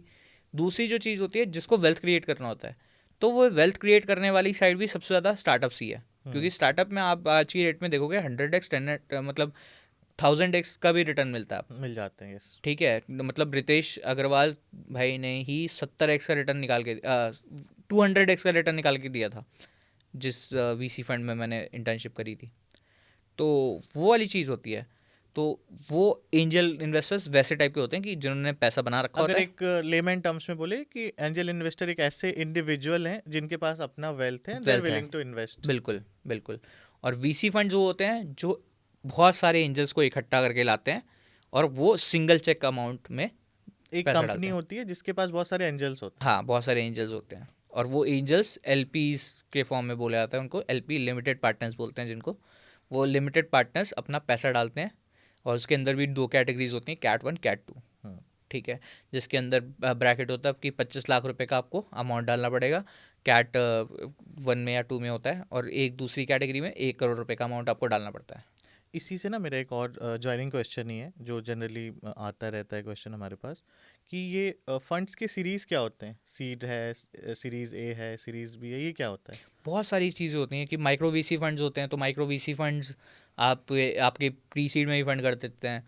अगर कोई एलिवेशन अगर पैसा डाल रही है, एलिवेशन मैट्रिक्स जो अभी Z47 के नाम से रीनेम्ड हुई है, और बहुत सारे ऐसे फंड्स हैं, टाइगर ग्लोबल, ये बहुत सारे फंड्स हैं।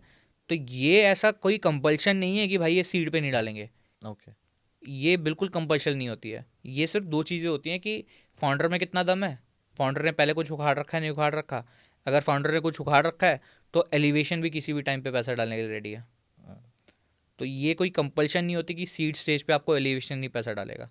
बट अगर आप बिल्कुल नए हो, कुछ भी नहीं करा है, या कुछ भी नई चीज़ ऐसी बिल्कुल ही, आप ये नहीं बोल रहे कि भाई मैं एलन मस्क की तरह रॉकेट वापस ले आऊँगा, तो उस स्टेज में वीसी फंड्स थोड़ा सा बेट करने में डरते हैं, और ये चीज़ है। ओके। तो सनी, मेरे को ये बताओ कि एंटरप्रेन्योरशिप की जर्नी तो like obviously up and down होती है, एंड लोग आपको पहले भी जानते होंगे, बट शार्क टैंक में जब आए उसके बाद शायद ज़्यादा लोग जानने लगे आपको। तो आपकी इस पूरी जर्नी में सबसे चैलेंजिंग फेज क्या रहा आपके लिए? मेरे लिए जो चैलेंजिंग फेज़ रहा, मेरे लिए भी, मेरी फैमिली के लिए भी, हम्म। मेरी टीम के लिए भी, वो वाला फेज़ था जिस टाइम पे मेरे को ब्रेन स्ट्रोक हुआ। ओह।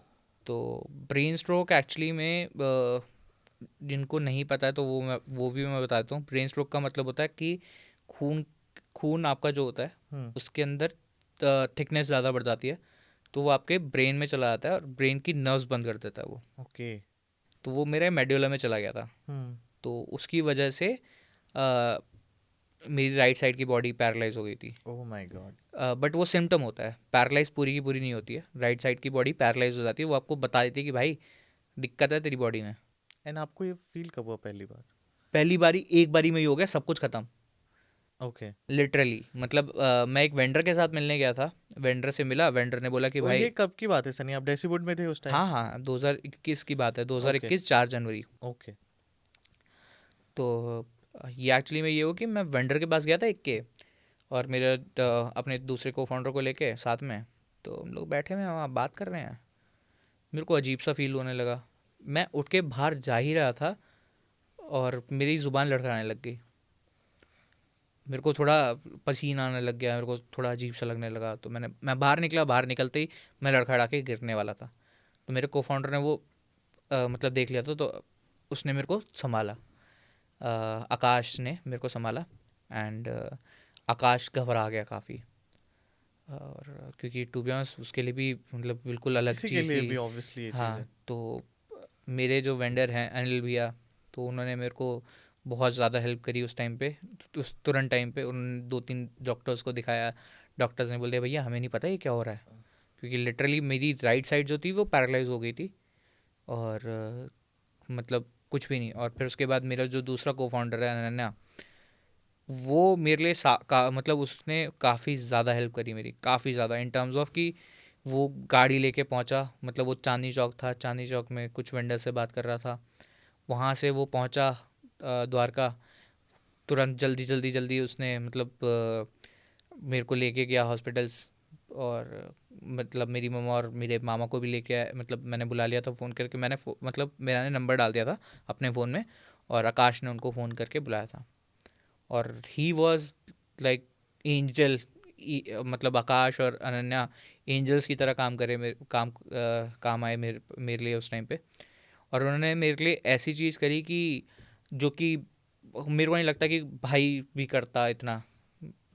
तो वो चीज़ थी, और मैं उनको रिस्पेक्ट भी ऐसे ही करता हूँ। हाँ, को फाउंडर्स हैं तो गाली गलौज मारपीट सब होता है, हाँ। ठीक है, बट मतलब मारपीट मारपीट भी अरे होता सब। मैं एक्चुअली में सबसे बढ़िया चीज़ पता है क्या है कि वो मेरे से काफ़ी ज़्यादा बड़े हैं। हम्म। वो एक 30 का, एक 32 का है। हम्म। तो और मैं 24 साल का हूँ। तो मेरे लिए मतलब मेरे लिए उनके मन में भी, और उनके उनके लिए मेरे मन में भी ये है कि भाई ये बच्चा है। और मेरे लिए ऐसा है कि बहन चो तुम इतने बड़े हो गए हो और तुम ये चीज़ नहीं समझ पा रहे हो। तो मेरा परसेप्शन दूसरा है, उनका परसेप्शन दूसरा है, बट हमारा जो बॉन्ड है वो बॉन्ड ऐसा है कि पूरा चिल रहता है। मतलब लड़ाई करेंगे बट जैसे भाइयों का सीन होता है ना, कि लड़ेंगे मरेंगे पर रहेंगे साथ में ही, तो वो वाला चीज़ है हमारी। तो मार कुटाई सब होता है, सब मतलब भाई हमारे तो मतलब मजाक मजाक में ही हाँ। डंडे वंडे चल जाते हैं पैरों पे, मुंह पे जहाँ मर्जी जो मर्जी है जैसा हो। तो वो चीज़ हुई। और 3 महीने तक मैं बेड रिडन रहा। और मेरे ब्रेन में स्ट्रोक था, आँख में स्ट्रोक था, और आँख की रेटिना में था। तो रेटिना के पास एक स्ट्रोक था, एक गले में था, हार्ट में था, हार्ट के पास था, किडनी में था, और एक आई गेस लीवर में था। तो ये 4-5 जगह पे मेरे स्ट्रोक आया था, मतलब वो क्लॉट बना था। तो उस क्लॉट की वजह से मैं बोल नहीं पा रहा था। मतलब अगर शार्क टैंक पे भी ये चीज़ किसी ने नोटिस भी नहीं करी ये कि शार्क टैंक के पहले हुआ था या बाद? शार्क टैंक के पहले हुआ था, बट ओके। मतलब जनवरी में मेरे को क्लॉट हुआ है। 3 महीने तक मैं हॉस्पिटल में था, तो मतलब ऑलमोस्ट मार्च के हम्म। टाइम तक। और अक्टूबर में शूट था। ओह। तो मतलब ऑलमोस्ट 5-6 महीने का डिफरेंस था। तो मतलब उस टाइम पे भी मैं बोल पा रहा था, बट बोलते टाइम ना मैं लड़खड़ा रहा था। हम्म। मतलब अ, शुरुआत के 1 महीना 2 महीना तो मैं ऐसे था कि चाचा चूचू चीची, दैट्स इट। ओह। तो मतलब जब आकाश और अनन्या हॉस्पिटल आए, तो जब मेरे से बात करने का ट्राई कर रहे हैं वो, तो मैं चाचा चूचू चीची ही बोल पा रहा हूँ। तो आकाश बोल रहा है, कह रहा चूतिया बोल रहा है क्या? तो लिटरली मतलब वो वाला सीन था। और मतलब दोनों के दिमाग इतने ज़्यादा मतलब डिस्टर्ब हो गए। अनन्या ने तो ये चीज़ बोल दी कि भाई आकाश एड्स बंद कर दो। तो आकाश बोलता, कहता एड्स क्यों बंद करने?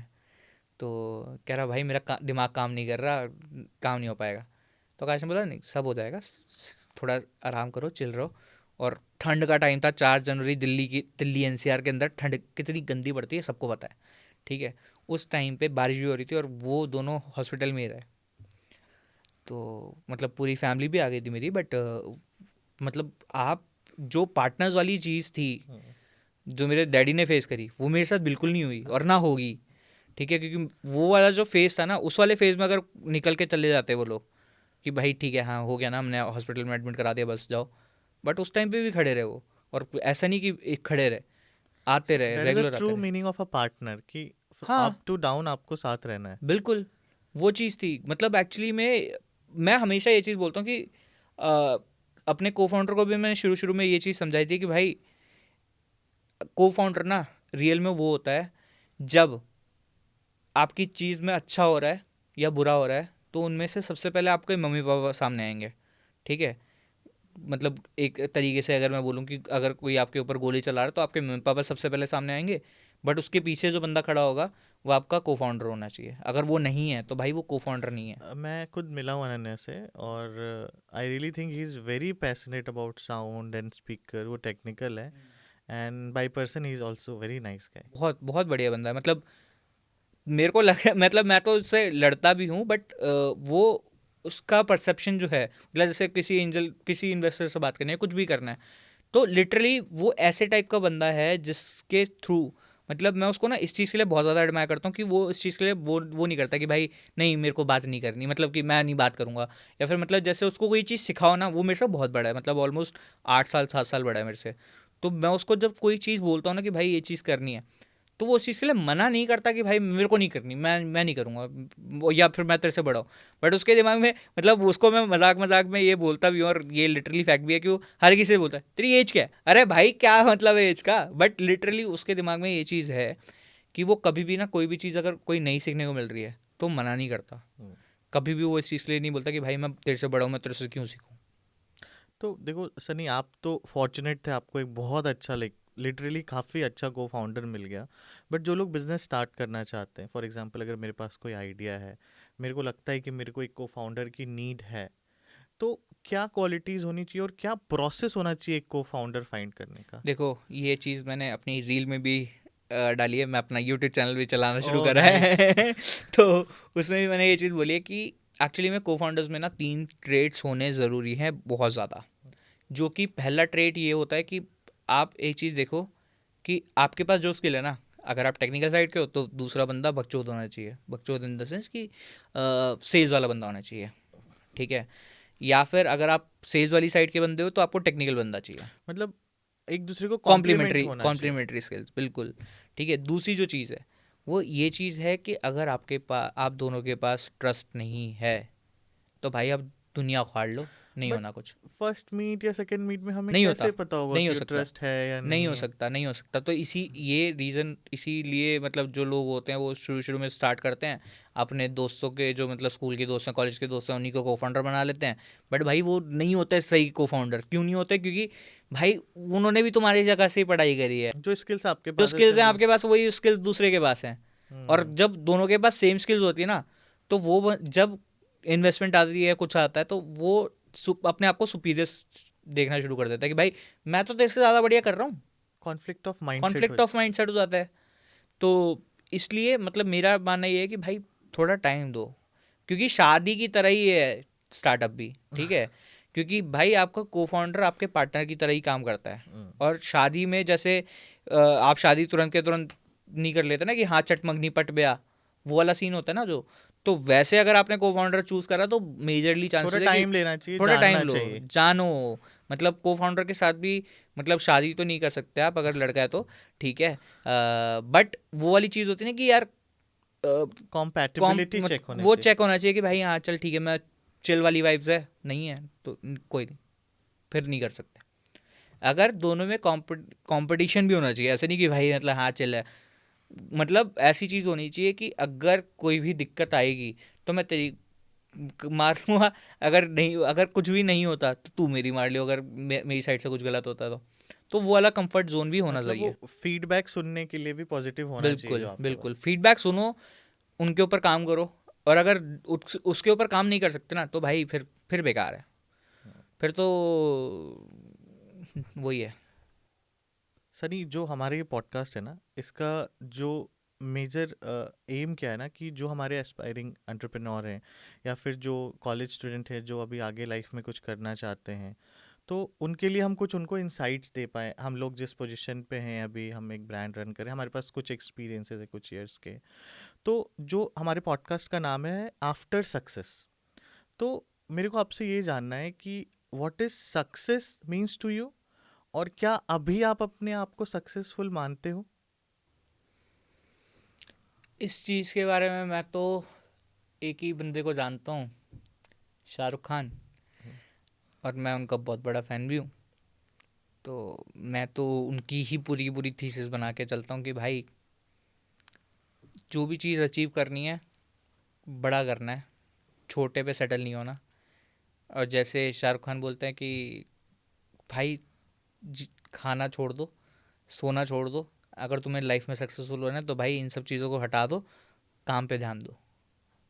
ठीक है, बट मेरी सेहत से लगता नहीं होगा मैंने खाना छोड़ा है, बट लिटरली ये शाहरुख खान बोलते हैं। और मतलब ये एक्चुअली में फैक्ट भी है कि अगर आपका ध्यान, मतलब खाना छोड़ने का मतलब उनका ये नहीं था कि खाना बिल्कुल ख़त्म कर दो। उनका मतलब ये होता है कि अगर फुल आपको डेडिकेशन। हाँ, मतलब आपको ये लगता है ना कि न्यूट्रिशन अच्छा होना चाहिए, ये सब होना चाहिए।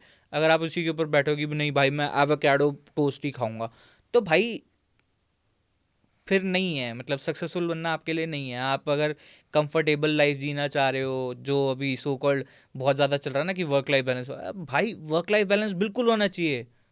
बिल्कुल करो आप वर्क लाइफ बैलेंस। अगर आपको ज़िंदगी में कुछ नहीं उखाड़ना, आप करो वर्क लाइफ बैलेंस। अगर आपको पैसा नहीं बनाना, करो वर्क लाइफ बैलेंस। आपको मीडियोकर रहना है, बनो मीडियोकर। मैं तो नहीं मानता भाई मेरी ज़िंदगी मीडियोक्रिसिटी के लिए बनी हुई है कि भाई हाँ नहीं मेरे को आम ज़िंदगी जीनी है या कुछ ऐसा करना है। नहीं, मैं नहीं हूँ भाई, मेरे बस की नहीं है। मेरे को मतलब बोलते हैं ना कि आई लव, मतलब एक्चुअली में ये चीज़ मैं लिटरली मानता भी हूँ कि मेरे को ना सैपियो सेक्सुअल हूँ मैं, कि मतलब भाई मेरे को जो ऐसे बुद्धि वाले इंसान होते हैं ना कि बहन चो मतलब बिजनेस माइंड वाला है कुछ, या फिर कुछ ऐसी चीज़ें बात हो रही है, तो मेरे को उसमें रहना ज़्यादा पसंद है। मतलब जैसे इनिशियली भी और अभी भी मेरे को स्टार्टअप इवेंट्स या जो ऐसी पार्टीज़ होती हैं, जैसे संदीप अग्रवाल हमारे एक इन्वेस्टर हैं, तो वो पार्टीज़ होस्ट करते हैं। तो उनकी जो पार्टीज़ होती हैं, उनकी पार्टीज़ ऐसी होती है कि भाई मतलब वहाँ पे वैभव वरदान आ रखे होते हैं, दो तीन मतलब बढ़िया बढ़िया लोग आ रखे होते हैं। मतलब वैभव भाई के साथ मेरा बहुत चिल मामला है। तो मेरे इन्वेस्टर भी हैं वो। तो वो वाला जो जोन होता है ना, वो मैं वहाँ पे जाके ना मतलब ऐसे आलती पालती मार के नीचे बैठ जाता हूँ कि भाई बताओ क्या बात करनी है।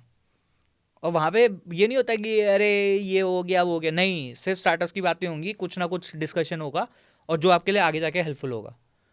तो मीडियोकर लाइफ अगर आपको जीनी है तो आप वर्क कल्चर भूल जाओ कि नहीं भाई मैं अपना 9 से 6 जॉब करूँगा, उसके बाद मेरे को कोई लेने देना नहीं है। या फिर कोई भी ऐसी चीज़ जो कि आपको लग रहा है कि नहीं यार मैं 8 घंटे की जॉब करूँगा या 7 घंटे की जॉब करूँगा, मैं फ्राइडे सैटरडे ऑफ लूँगा, संडे ऑफ लूँगा, तो भाई मीडियोकर रहना तो रहो, कोई दिक्कत नहीं, कोई बुराई नहीं है उसमें। मैं ये नहीं बोल रहा कि बहुत बुरी चीज़ है या कुछ है, बट हाँ मेरे लिए वो लाइफ नहीं है। और मेजरली जितने भी फाउंडर्स जो भी होते हैं उन वो कभी भी आप ये यार संडे है आज, ठीक है, हमें सोना चाहिए घर पे, आप भी यहाँ बैठा हो मैं भी यहाँ बैठा हूँ, ठीक है, फाउंडर्स है ना हम लोगों को पता है कि भाई हसल नहीं करेंगे तो कुछ नहीं होना। तो ये वाली चीज़ मेरा थॉट प्रोसेस सिंपल है और शाहरुख खान भी यही चीज़ मानते हैं। और वो बोलते हैं, मतलब उनके पॉडकास्ट अगर देखो, शाहरुख खान को सब पसंद करेंगे, बट रहना मीडियोकर है कि भाई नहीं 8 से 7 मतलब 8 घंटे की जॉब करूँगा मैं। शाहरुख खान पसंद है तो 8 घंटे की जॉब क्यों कर रहे हो फिर? अगर आपको शाहरुख खान के थीसिस पे विश्वास है, अगर आपको लग रहा है नहीं यार शाहरुख खान ने एक सिंपल सी चीज़ और बोली थी कि भाई मैं सबसे अच्छा सबसे सुंदर इंसान नहीं हूँ। मतलब शाहरुख खान को अनुपम खेर सर ने एक चीज़ पूछी थी कि आप क्यों बोलते हो कि आप बहुत ज़्यादा स्पेशल हो, तो उन्होंने साफ सिंपल सी चीज़ बोली थी कि भाई मेहनत, मतलब उन्होंने बोला मैं मेहनत करता हूँ, तो कह रहे मेहनत तो सब करते हैं, कौन ऐसा है जो मेहनत नहीं करता? शाहरुख खान साहब ने एक सिंपल सी चीज़ बोल दी थी कि मेहनत सब करते हैं, बट जब एक लेवल पे पहुंच जाते हैं ना उसके बाद मेहनत बंद कर देते हैं। बट उस लेवल के बाद भी जो मेहनत करता है ना वो मैं हूँ। तो लिटरली वही चीज़ मेरे साथ है कि अगर मैंने कोई चीज़ अचीव कर ली तो मैं उसके बाद स्टैग्नेंट नहीं हो जाता। सेटिस्फाइड नहीं हो आप अभी। मैं स्टैग्नेंट नहीं हो जाता कि मतलब एक्चुअली में मैं मेंटोर्स भी ऐसे ही चूज़ करता हूँ। अगर आपको मैंने आज मेंटोर मान लिया, ठीक है, मैं आपको आपसे सब निचोड़ लूँगा, आपसे सब सीख लूँगा, ठीक है। जिस टाइम पे मैंने आपको आपसे सब कुछ सीख लिया ना, ठीक है, उसके बाद मैं आपको ये नहीं करूँगा कि हाँ चल ठीक है जा, ऐसा नहीं। बट अब मेरा स्टैंडर्ड और बढ़ गया, तो मैं अब आपसे ही बड़ा मेंटोर चाहूँगा कि भाई आपसे बड़ा कौन मेंटोर है, आप किसको मेंटोर मानते हो, आप किसी और बंदे को मेंटोर मानते हो, चलो ठीक है, मैं उसको फॉलो करूँगा, मैं उससे बातचीत करूँगा। क्योंकि आपने जहाँ पे अपनी लाइफ को स्टेबल कर लिया ना कि हाँ ठीक है, मैं कंफर्ट जोन में आ गया, फिर वो मीडियोक्रेसी में आ जाता है। करेक्ट। और ये आपका अप्रोच लाइक बहुत अच्छा है, क्योंकि आप जितने अभी छोटे हो, जो आपकी एज है अभी, उसके हिसाब से जो आपने अचीव कर लिया इन टर्म्स ऑफ नॉलेज, वो काफ़ी बहुत ज़्यादा है लाइक।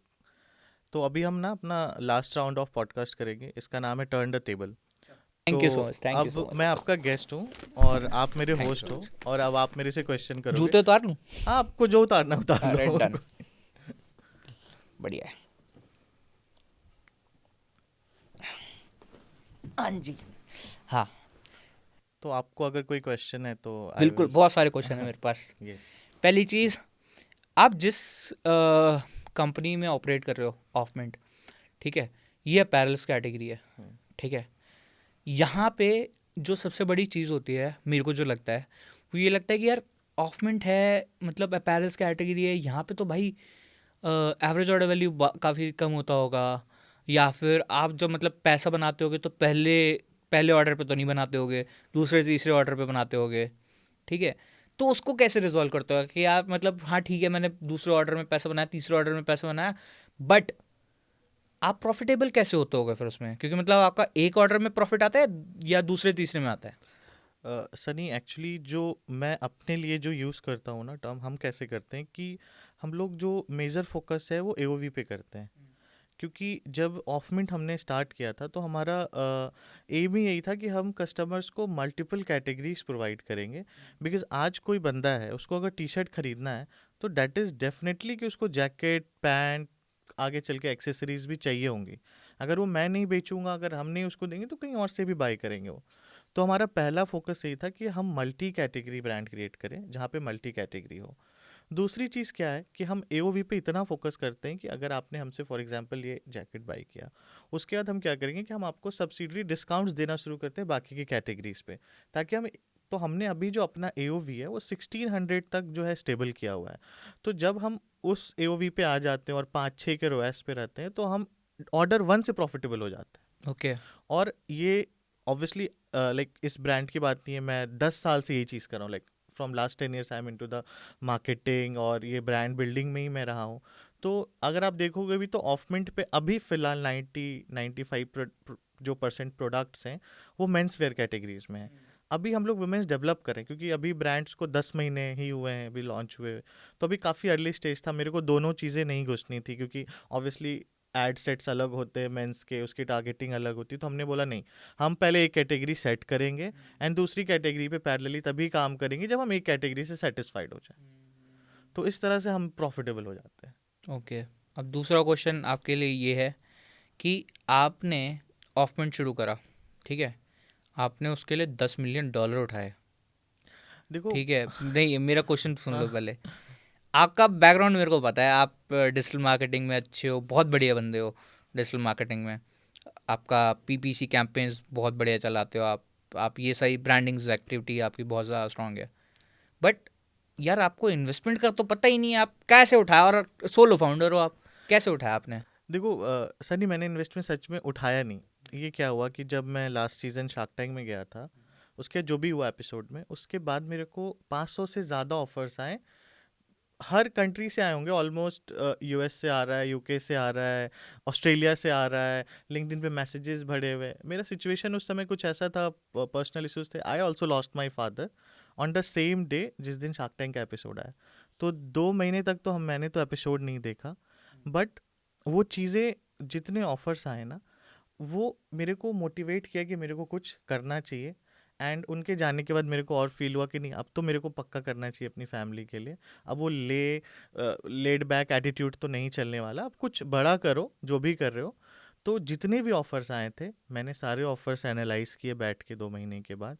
मैं मिला 3-4 लोगों से जो मेरे को लगा कि जेन्युइन है, जिनको जेन्युइनली इन्वेस्ट करना है, मेरे साथ बिजनेस में आना है, और जो मेरे म्यूचुअली रिस्पेक्ट भी करते हैं और मेरे विज़न को भी म्यूचुअली समझते हैं। जब मैं 3-4 लोगों से मिला ना, तो मेरे को फिर समझ में आ गया कि Rani Ahluwalia is the right guy right partner जिनके साथ मैं जा सकता हूँ एज अ को फाउंडर, और वहाँ से जो मेरे को लेवरेज मिलेगा वो यूके में है। She is having like a big empire in UK, तो मेरे को वहाँ का एक मार्केट ओपन हो जाता है इंडिया में। सबसे बड़ा फैशन हब ही है हाँ, यूके का। फैशन हब है and she is a designer by profession, तो अच्छा। उनके इनपुट्स आने एंड फिर तो मेरे को यही था कि मैं अगर कल को किसी के साथ पार्टनर्स भी करूँगा, तो आप बोल सकते हो कि वो फंडिंग नहीं हुई मेरे लिए, वो एक पार्टनर कोलैबोरेशन हो गया कि Rani comes with like finance and I came with my experience to build this brand. तो अगर हम एक तरीके से देखें तो हम बूटस्ट्रैप्ड ही हैं, जहाँ पे एक पार्टनर ने पैसा लगाया और एक पार्टनर ने ब्रांड बिल्डिंग में हेल्प किया। क्योंकि ना एक टैबू हो गया है आजकल कि अगर आपके पास पैसा नहीं है तो आप ब्रांड नहीं बना सकते हो। सीजन 2 के बाद भी यही हुआ कि हाँ जी भाई, आपके पास पैसा नहीं है तो आपको इक्विटी नहीं होना चाहिए या फिर ये चीज़ नहीं होना चाहिए, तो म्यूचुअल रिस्पेक्ट्स खत्म हो जाते हैं। और मैंने यही देखा जब मैं अपना को फाउंडर देख रहा था कि मेरे को कौन म्यूचुअली रिस्पेक्ट करता है। मैं अपनी ऑडियंस को ये बता देना चाहता हूँ, मैंने अभी जो पॉडकास्ट है वो मैंने टेक ओवर करा है। तो ये एक चीज़ मैं आपको और बताता हूँ कि एक्चुअली में जो आशु भाई ने चीज़ बताई ना कि भाई इन्होंने तो पैसे नहीं डाला है, इनके पास इक्विटी क्यों होनी चाहिए ये वो। भैया इन्होंने ना वो चीज़ करी जो कि जिसने पैसा डाला वो नहीं कर सकता था। उसका रीज़न क्या था कि इन्होंने सेल्स ला के दी, और धंधा बनता सेल्स के ऊपर है। ठीक है, अगर सेल्स वाले के पास इक्विटी नहीं है ना कंपनी की, तो स्केल अप आप जितना मर्जी कर लो, कमीशन आप जितना मर्जी दे दो, घंटा नहीं फर्क पड़ता। ठीक है, लिटरली ये फैक्ट है। और आशु भाई 500 ऑफर्स, मतलब लिटरली आप तो गुरु जी हो।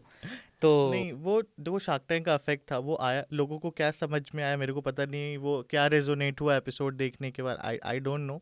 बट जो भी चीज़ें आई, लोगों ने बहुत प्यार दिया, पर्सनल लेवल पे भी चीज़ें पता चली, सब ने काफ़ी अच्छा प्यार दिया and I was very fortunate कि मेरे को एक अच्छी पार्टनर मिली और हमने ऑफ मिनट की जर्नी स्टार्ट की एंड टचवुड बहुत अच्छा जा रहा है।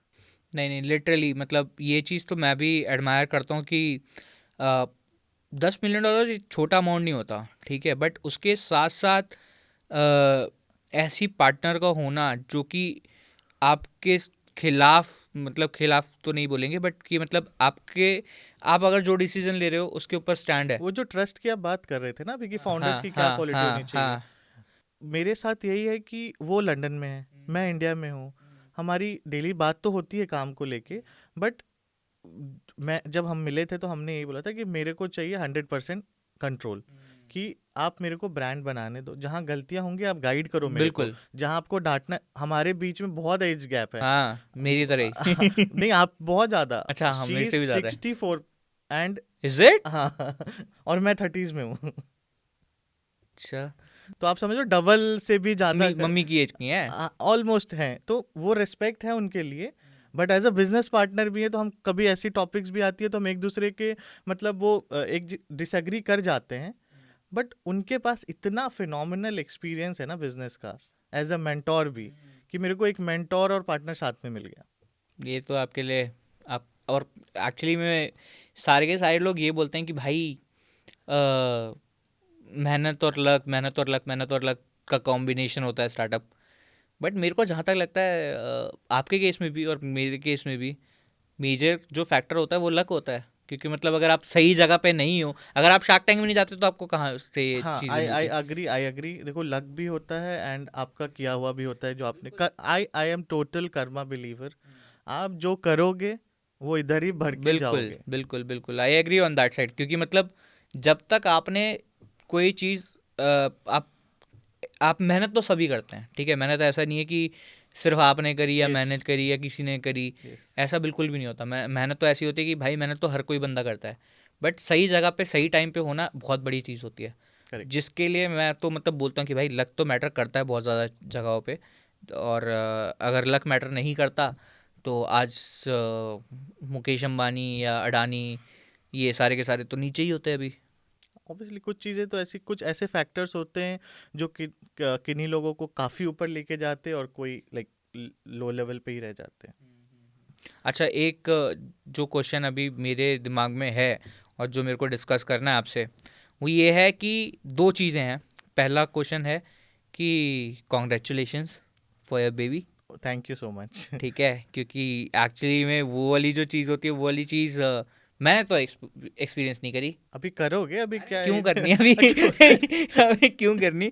बट मेरा मतलब मेरा जो क्वेश्चन है वो इसी के अराउंड है कि जब आप फादर बनते हो, ठीक है, तो मतलब ये टू बी ऑनेस्ट मेरे को ये चीज़ लगती है कि यार हमारे इंडियन सोसाइटी के अंदर ना फादर्स को ना हमेशा सुपर हीरो दिखाया जाता है, और वो होते भी हैं, लिटरली होते हैं। मतलब मेरे फादर ने जो यस। करा वो मैं कभी नहीं कर हम्म। सकता।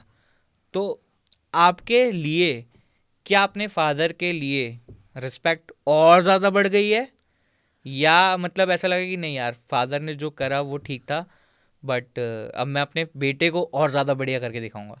नहीं, पता है क्या, मैं ना पर्सनल अपना आपको दिल की बात बताता हूँ। मेरे बेबी का आना ना मेरे लिए एक वॉइड कवर किया। जो पापा के जाने के बाद जो मेरा वॉइड कवर हुआ वो बस बेबी के कारण ही हुआ कि मेरा बेबी आया। और ना मेरे को और रिस्पेक्ट बढ़ गया, क्योंकि मेरे को फील हुआ कि जब आप एक फादर बनते हो, जो सेक्रीफाइसेस मैं देख रहा था ना, कि जैसे कि अब किसी फेस्टिवल में कपड़े लेना, मतलब हमेशा किसी भी चीज़ के लिए अपने आप को पीछे रखना और अपने बच्चों को आगे करना, वो चीज़ें जब आप एक फादर बनते हो ना, तो आपको फील होती है वो चीज़ें कि भाई ये कितना इम्पोर्टेंट है। एंड ये बिल्कुल अनसेड है, लाइक आप नहीं भी करोगे ना तो पता नहीं कैसे आपकी साइकोलॉजी चेंज हो जाती है, और वो चीज़ें आप एक बहुत रिस्पॉन्सिबल फील करने लग जाते हो कि भाई कैसे करना है, क्या करना है। जो केयरलेस एटीट्यूड होता है वो ख़त्म हो जाता है। हाँ कि नहीं भाई, अब आपको लगता है कि पहले तो आपकी वाइफ थी वेट करी थी, अब आपका बेबी भी वेट बेबी कर वेट रहा कर है, रहा होगा। तो आपको उधर वर्क लाइफ बैलेंस अब बनाना पड़ेगा। अच्छा, अब दूसरा क्वेश्चन जो है वो मेरी जैसी जनरेशन को बहुत ज़्यादा पसंद आएगा, जो कि है बहुत इम्पोर्टेंट टॉपिक।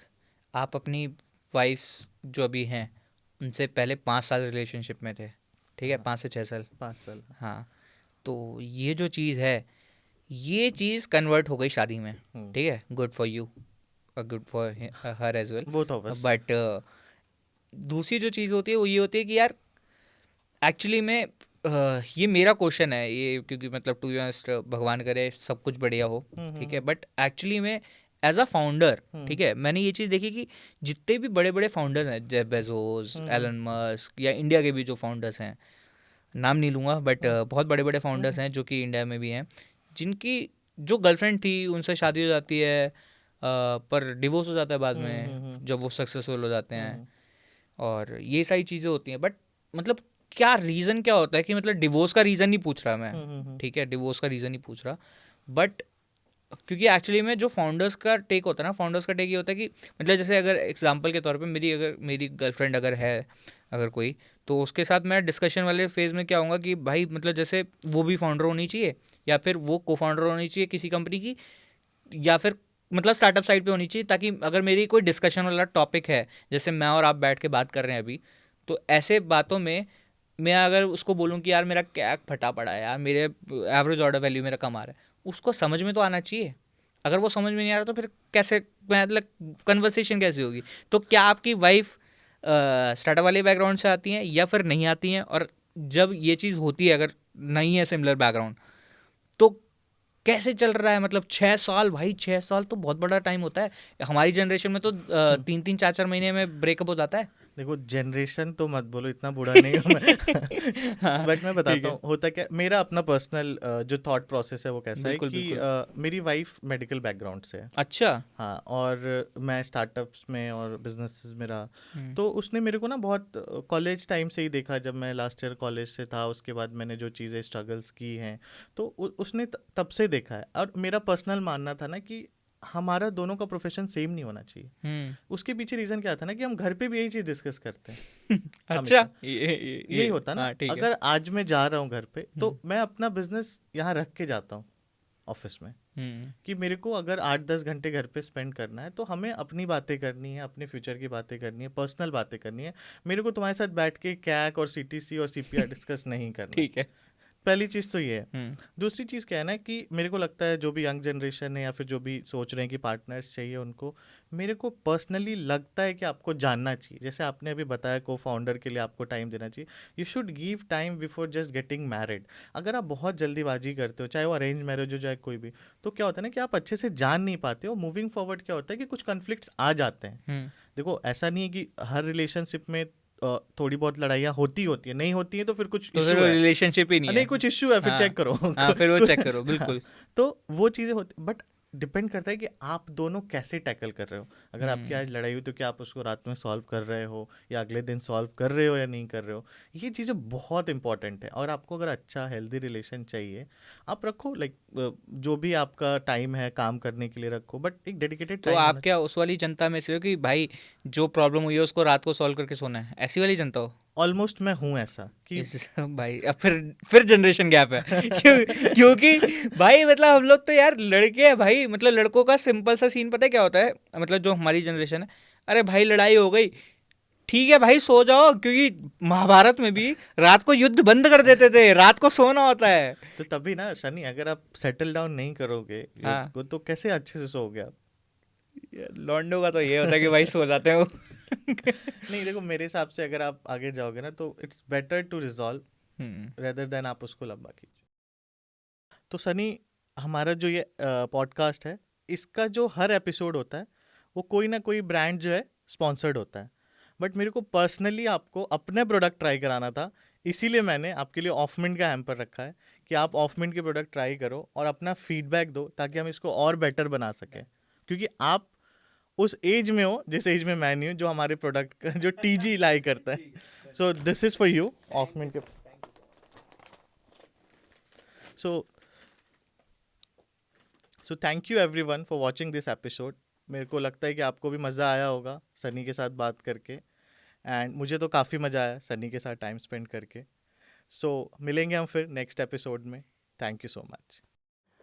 स्टूडियो में जो मेरा एक्सपीरियंस रहा है अभी तक, मैंने 2-3 पॉडकास्ट अभी तक शूट करे हैं, बट यहाँ पे जो एक्सपोजर रहा है इन टर्म्स ऑफ, सबसे बड़ी जो मेन चीज़ होती है स्टूडियो की, कोई भी अगर पॉडकास्ट शूट कर रहा है तो आती है एम्बियंस कैसा है, कि आपका आउटलुक कैसा दिख रहा है पीछे का, या फिर आपका स्टूडियो दिख कैसा रहा है, या फिर वो रीचेबल है या नहीं है, पास में मेट्रो के है, या फिर अगर आप वहाँ तक आराम से पहुँच सकते हो नहीं पहुँच सकते हो।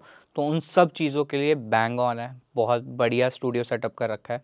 प्लस जो दूसरी चीज़ थी, आशु भाई के साथ जो मेरी कन्वर्सेशन थी, वो कन्वर्सेशन इसलिए सबसे ज़्यादा बेटर हुई क्योंकि वो भी फाउंडर है, मैं भी फाउंडर हूँ, हम दोनों की जो भी कन्वर्सेशन थी वो कन्वर्सेशन इसी बारे में हुई कि हम क्या प्रॉब्लम्स हम लोगों ने फेस करी थी और हम उसको कैसे नेक्स्ट लेवल पे सॉल्व कर पा रहे हैं, जो कि एक कंज्यूमर के लिए, जो कि आने वाली जो ऑडियंस हमारी देखेगी, उनके लिए बहुत ज़्यादा फ्रूटफुल होगा।